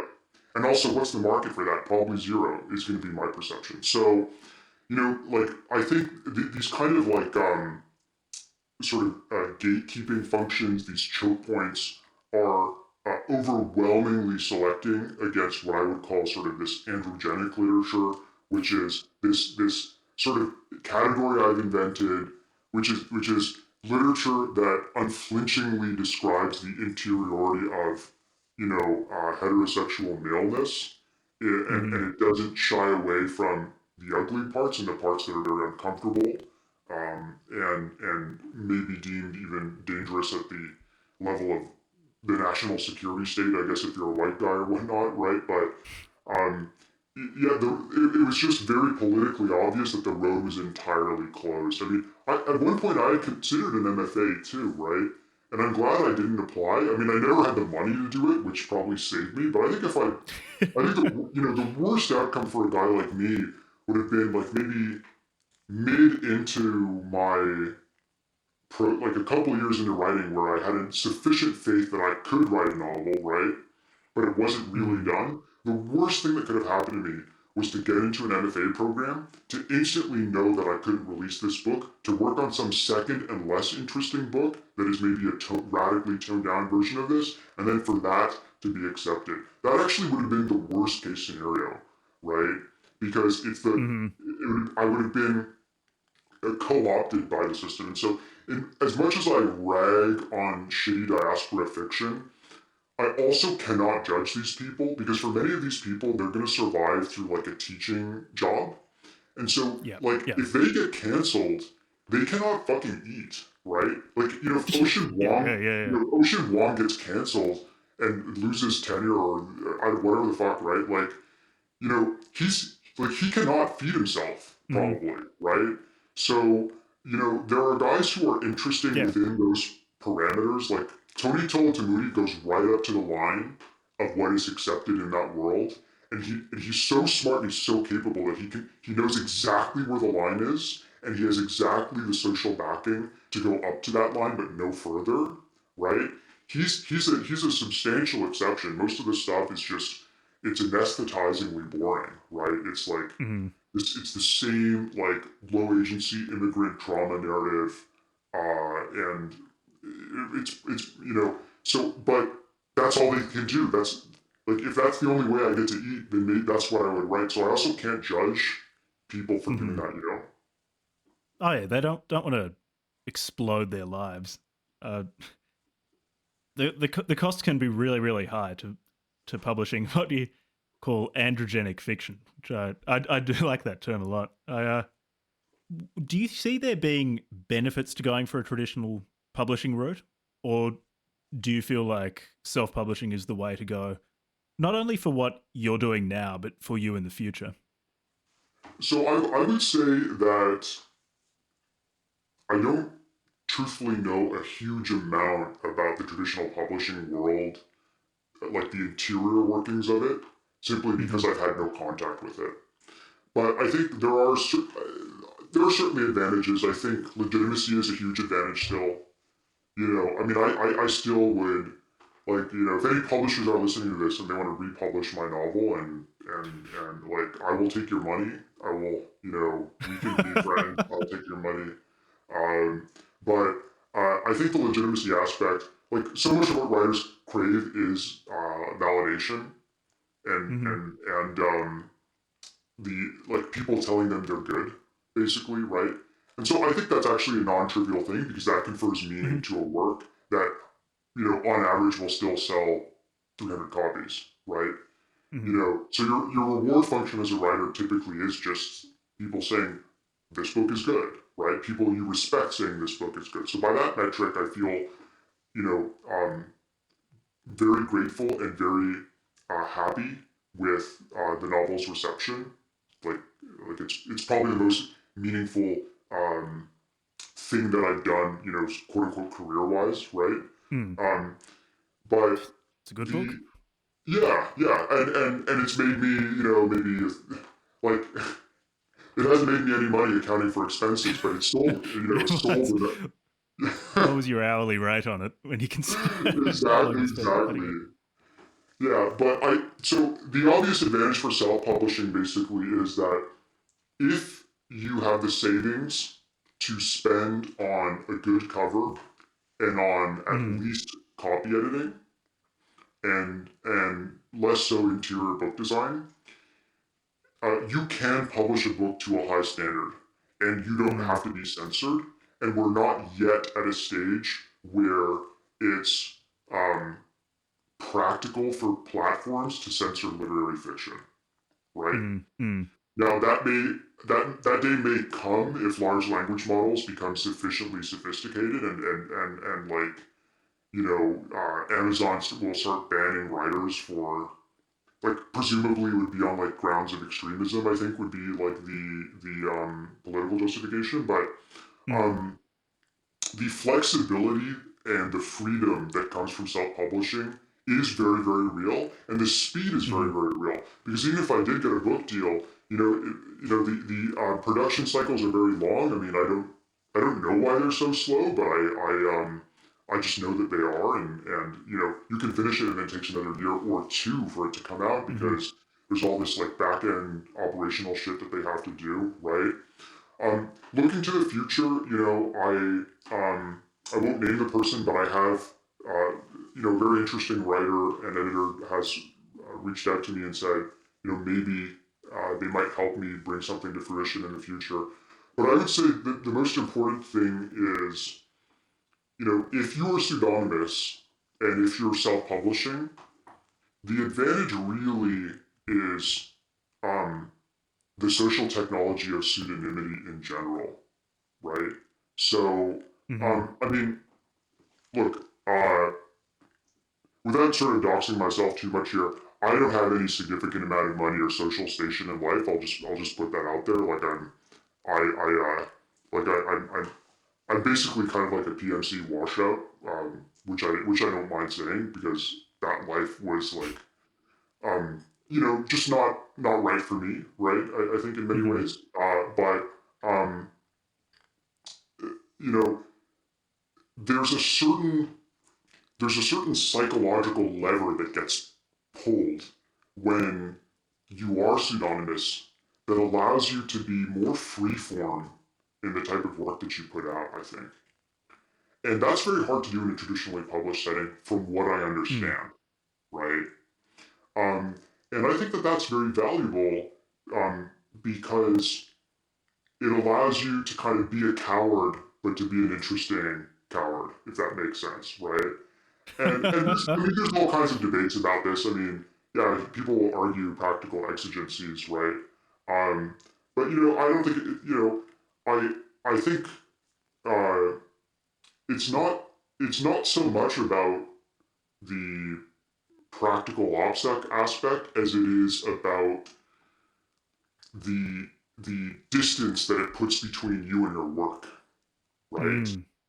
And so, I'm never going to be in a situation where I'm, giving a reading of my book or something, or I'm at a party and people are talking to me and saying, "Oh, you wrote this book" or whatever, right? But even that being the case, or excuse me, that being the case, I think it's liberating in a way because it sort of um, subtracts some of the egoic drive that causes you to sort of maybe perform a little bit in a novel, right?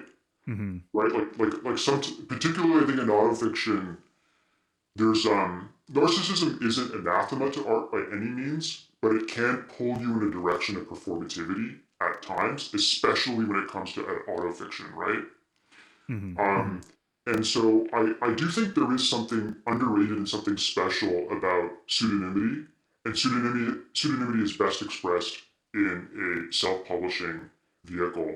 But yeah, I mean, I may do a traditional one next time, but my next one may be sort of equally spicy. So I don't know if it could get any. It may be more spicy, I don't know, but I, so it may not get backing in that way. And I remember I heard Adam, who wrote Mixtape Hyperborea, he was saying that some publishers had expressed interest, but they'd said, okay, you've got to tone this thing back or whatever, right? And so he decided to put it out himself. And Mm-hmm. I think that's probably the biggest risk because I've never really had an editor say, hey, this is too fucked up and wrong, like you shouldn't write this. Like I had that happen one time, but it was much earlier in the draft with a more sort of insane version of this book that was more experimental. So I think honestly that's probably the biggest risk is like this. How much pressure would you get even from somebody at the avant-garde to pull your punches, right? Mm-hmm. Because a lot of people talk a big game about their books being subversive and shit like that, and I can tell you, man, books that are true. Like I don't, first of all, I don't think my novel is particularly subversive, right? Like Mm-hmm. it's still like insofar as there's a moral to it, it's like love is real or something. Like that's not a Mm-hmm. subversive Yep. point, right? But shit that's really subversive will basically get you on a Department of Homeland Security list, right? Like let's be real, dude. Like Mm-hmm. Yeah. Subversive looks I like Nick Land smoking meth in Shanghai.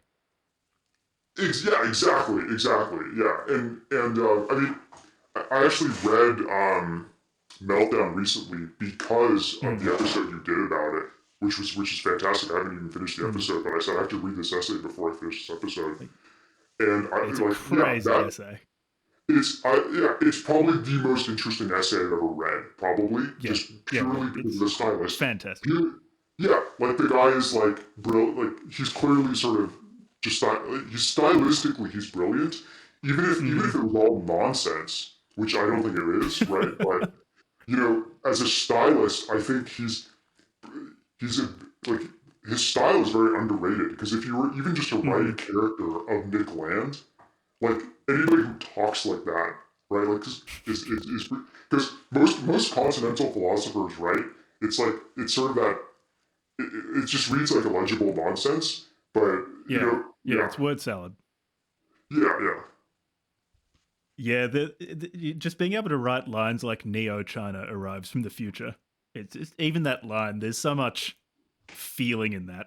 It's yeah. Meltdown's wild.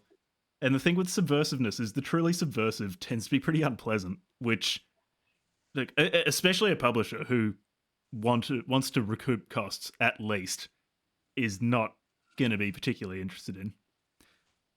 One thing with how you've approached self-publishing is you seem to be building a character. I'm not saying that what you're doing is necessarily inauthentic, but with say a voice changer, with a pseudonym, with an online presence on social media and on your website, you are building up a character. Do you feel that that's if not the only way that a self-published author can get attention and sell books, get interest in their books, but a viable way for someone to approach marketing themselves and being an author online in 2024?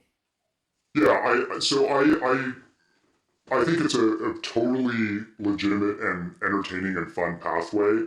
The way that I just think about it basically is I view writers as existing along a continuum of how intense or involved their persona is, right? Mm-hmm. So like I don't actually need to use a voice changer because my audience is so small that like it just doesn't matter, and it's trivially easy to reverse the effect of a voice changer. Mm-hmm.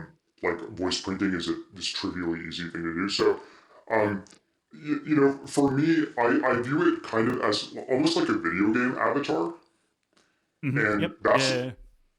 that makes it fun for because I also want to have fun. Like I'm here to have fun, Mm-hmm. you know, and it's more fun to be ARX-Han on the internet than it is to be my government issued slave identity name or whatever the fuck, right?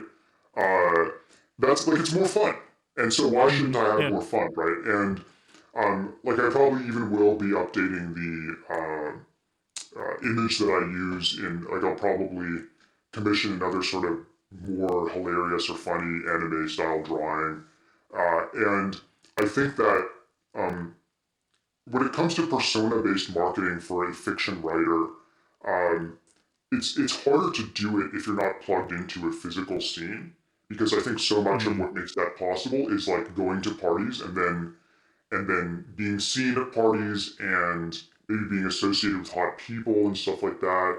Um, and certainly you can't do that pseudonymously, and so I think that that's a major limiter. But if the reason I sort of lean into this almost anime slash video game aesthetic is because yeah, it does make me more memorable. I'm having fun with it, um, and I feel I do it kind of in a more measured way simply because I'm not ultimately writing like long Substack essays about I don't know women I've dated or something, right? Mm-hmm. That doesn't particularly interest me or whatever. And I think you can be a persona, but you don't have to be an e-celeb. And that Yep. and look, I don't even have any like I don't even have any substantive criticism against people who do that because selling books is really hard and Mm-hmm. being a micro literary e-celeb is a lot of fun even if it is a lot of maybe mental masturbation at times or whatever. I if you look back on the literary titans of the 20th century, these people were cultivating personas too. Mishima Mm-hmm. was cultivating a persona. Hemingway was cultivating a persona. Um, and Welbeck certainly, I think, cultivates a persona in this very hilarious kind of French way, and it's funny. And so I always knew I was going to use this avatar and stuff like that. But I'm sure it'll kind of evolve over time. But I Mm-hmm. don't ever really intend to be writing a lot of personal essays or autofictional essays about events in my own personal life. I prefer to transmute that into literary fiction, where Mm-hmm. it's recombined and cut and pasted and more of a composite. Because fiction for me is more interesting than memoir almost always. So why be bound by reality and the things that have only directly happened to you? Mm-hmm. Mm-hmm. And so, tied to that, you mentioned before that people on 4chan on the lit board were criticizing you for how you approached marketing Incel, at least initially. Do you have lessons you've learned in how to approach marketing Incel, which I think you've done well? Like I forget how I came across you. I think it was on Twitter because I've been to sell my book. I've returned to social media, having deleted all my social media accounts a number of years ago, and noticed you popping up all over the place. So what you're doing now seems to be working. You're getting traction. But what were the things you did wrong? What were the things you changed to start getting traction, to start getting noticed in terms of marketing Incel? Yeah, well, I think I'll start with the mistake. I think the big mistake that I learned from a lot of these anonymous commentators on the Live forum was that the visual marketing was enormously confusing and effectively antagonizing to literary readers, or not to all of them, but it was effectively more polarizing than it needed to be. And so for listeners who don't have full context here, I have written a post about this on my Substack, but essentially the V1 of this novel was published with a manga style aesthetic simply because I thought the convergence of the manga aesthetic with the literary novel was this interesting marketing experiment that nobody had done before. And so in my head, in a vacuum, I was like, oh, look at me, I'm so clever that I have this, like I'm going to market a literary novel as a manga, and I was like very high on my own supply. And the art was, I think, incredible. I mean, I worked with an incredible The art's artist. cool. Yeah. I mean, the artist Looks great. is phenomenal. Yeah, and I have to protect their identity, but I found them sort of just randomly.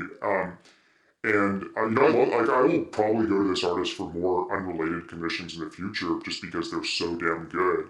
And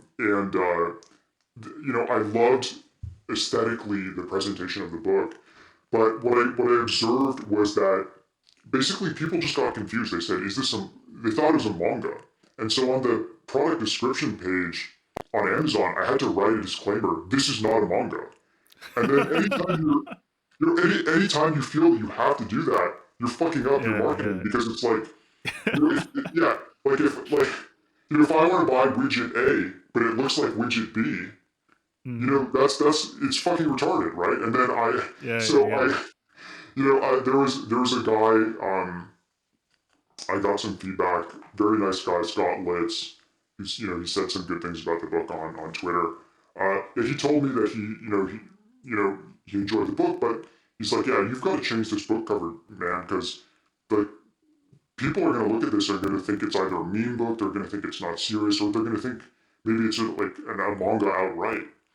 And so that's when I swapped in this kind of remixed art that I found that was just stock art, but I love it, the new cover, because it evokes William Stoner's, the cover of Stoner by John Williams, which is sort of this sad, kind of downcast face. And, even though it's an AI produced image that my friend and I remixed, I think it has the epiphenomenal afterglow of real human emotion to it. And so I think that contradiction is very interesting to me. And that was the main mistake that I made. What I would say the main thing that I started to do right over time was just to continue posting on Substack. And I would say more than anything, Substack and to a lesser extent Twitter has driven attention to the book. And really, I think for me the most meaningful but also important thing is the number of book reviews that I've gotten. So each book review begets more attention, which begets more book reviews.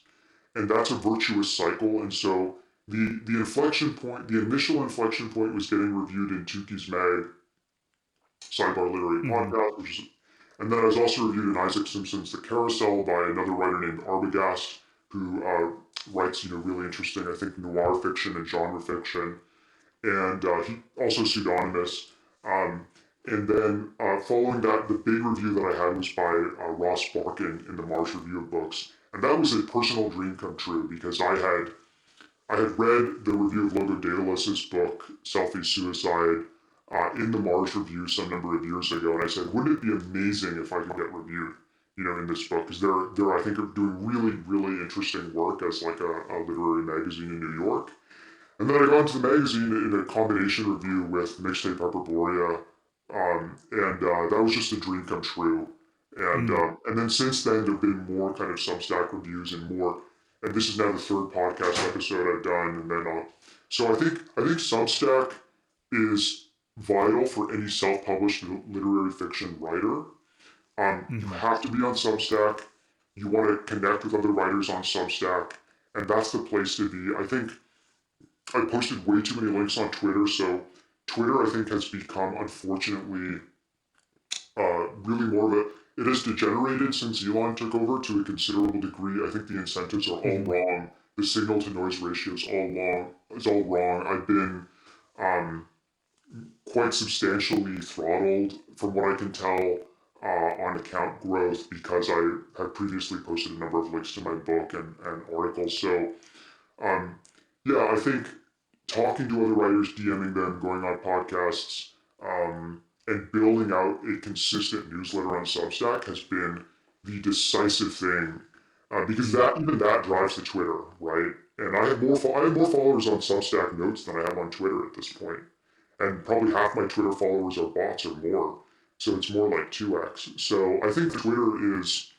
I've ranted about this on Substack before, but I think it's a dying platform at this point. I think it's they did the PE private equity slash and burn. They basically killed it, and now it's just it's very sad because there were so many good and interesting. Like, I discovered you guys on Twitter, right? Or sorry, I discovered you guys through Gabriel Sinclair, who recommended you to me. Okay. But Big thanks to him. yeah, and yeah, he has a lot of very interesting things to say about books, I think. But I think it's very sad because Twitter was this amazing space for microblogging slash interesting ideas and people, and it sort of has gone downhill a lot. But I think Substack is the next better version of it. Damn, I better get on Substack. Yeah, totally. You guys would crush it on Substack.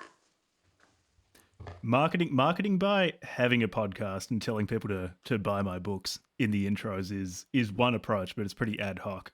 So I'll jump on Substack. This has been personally helpful as well.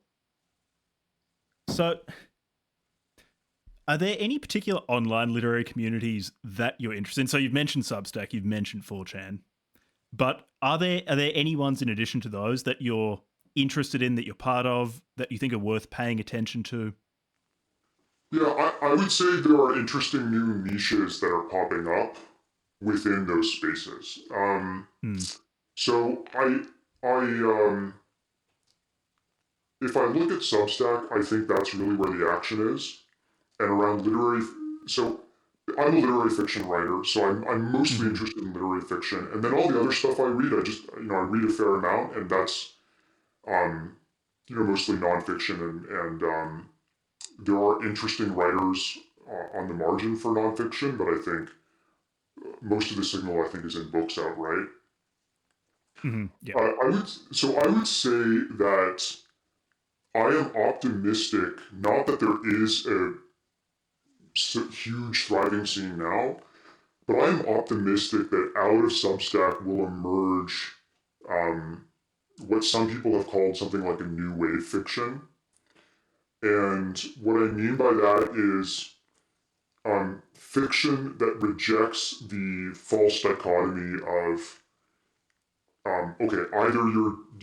either the novel is didactically conveying say the leading edge of secular progressive morality as it's construed by elite institutions in the U.S., or it's white identitarian ethno-fascism or whatever, right? and so two highly attractive fields, both of which I'm clamoring to be part of.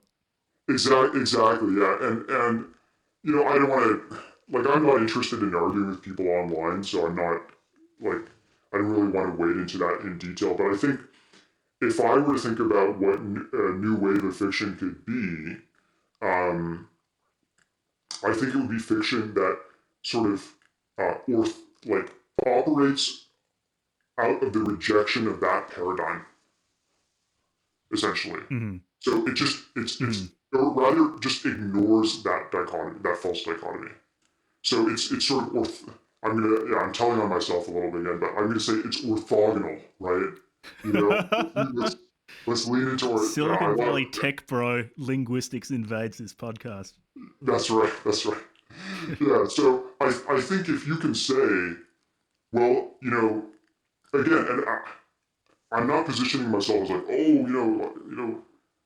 you can't see this, but I'm miming the self-jacking off motion here, and that look at me, I'm above the culture war, I don't, I'm not one of those people, obviously it's not so simple, but I think Alex Perez has written about this. It's like if you're writing a woke book or an anti-woke book, you've probably already lost because the didacticism is already the centralizing through line, right? And so it's really hard to do good work in that in such a in such a it's basically like an aesthetic coffin, right? Yeah. Um, and so I think there's a lot of people who are sort of more kind of moderate or have more syncretic views who are on Substack, and I think out of that can emerge more interesting literature. And I also think, just at a very macro level, I think probably we'll live through the collapse of American imperialism and liberalism, the liberal order, writ like capital L sort of thing, post World War II liberal order. I think in the transition toward multipolarity, what's interesting about this vis-a-vis diaspora writers is the power relationship between the imperial metropole where they're located and their home countries will shift, right? So, let's say I'm roughly 40 years old or something like that. The way that I, as a Chinese American, relate to Chinese identity is very different now in the era of BYD and Huawei and in the era of like, the Dongfeng 21, anti-ship missile versus, 1990, right? Like these are wildly different contexts, right? Wildly different. Yeah. So, um, there's a couple of writers that I want to shout out who I think are really interesting on Substack. Yeah.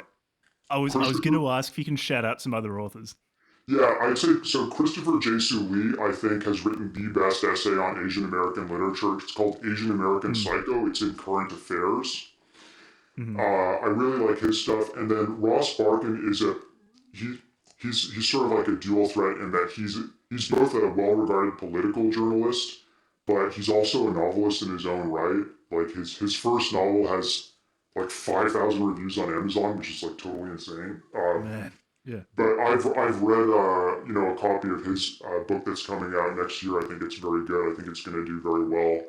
Um, and it's sort of this like historical kind of sweeping narrative novel. And then um, I won't release any sort of details about some of the stuff I think Chris is working on, but I think Chris is like Chris. I think is going to be like one of the breakout Asian American writers.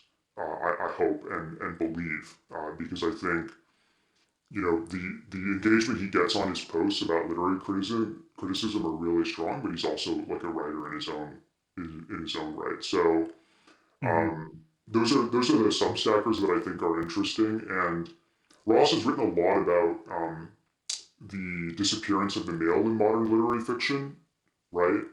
And some of those essays are really quite interesting as well, just in terms of the cultural analysis piece. Are there any other authors or projects that you want to shout out that you find interesting, underappreciated, etc., other than those on Substack, or even others on Substack that you didn't mention?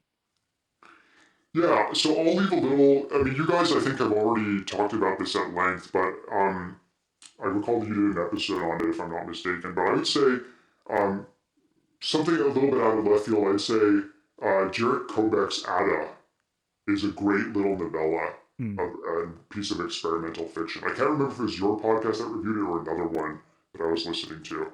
I sort of get mixed up. I think I'm thinking of another. I think I'm thinking of Post. I don't think that was us, but if you could send me the title of that, we're always open to suggestions for episodes. Yeah, so the book is called Ada, A-T-T-A. It's by a Turkish American writer named Jarrett Kobek, Jarrett space Kobek. And it's a novella that's mostly about Muhammad Atta leading up to 9/11 and through the event of 9/11. And it's just a very, very compelling short piece of experimental fiction that's really, really interesting. And I think it's a very underappreciated gem.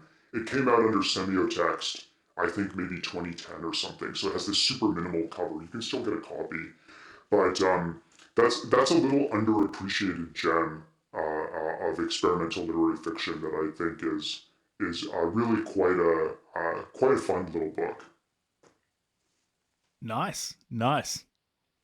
So that's, I was going to say that's all I have. I could continue going for quite a while. Like we've got some 4.5 hour monster episodes on this podcast, but I feel bad subjecting someone to that who is not strongly bought into this podcast, who hasn't agreed to be subjected to it. I think the long one was either 4.5 hours of Evola. Yeah, it was a 4.5 hour Evola one. So I won't put you through that. But thank you so much for coming on. Is there anything else you want to shill other than incel, decentralized fiction? Anything else? We're highly pro shilling. Thank you, sir. Thank you. No, I'm just grateful to have the opportunity to show my novel. Please buy it. Please, I need the money to live. Please, no, I'm just kidding. And strongly second that. It's a great novel for people listening. Pick it up. Yeah. Every sale is very meaningful to me. I've sold a couple hundred now, and my goal is sort of to creep up to about 1,000. And so I think it's very achievable. And knowing that I have readers and just motivates me to an incredible degree. And I'm deeply grateful for anybody who engages, with the book in a serious way, like yourself. And similarly, my Substack I think is a place where it's more lighter. It's lighter tonally, but I have a lot of fun with it. It's just kind of where I put my random. It's where I dump all my random theory cell ideas and stuff like that. But yeah, no, those are the only two things now. But yeah, I mean, fantastic chatting, man. Like I think what you guys are doing is great. I love plugging into the alternative literary commentariat, and I think there is something uniquely special about audio as a form in creating this kind of simulacra of the modern literary salon. It's just awesome. Nice. Yeah. Thanks again for coming on. It was fantastic talking to you. Thank you, man. You have a great day.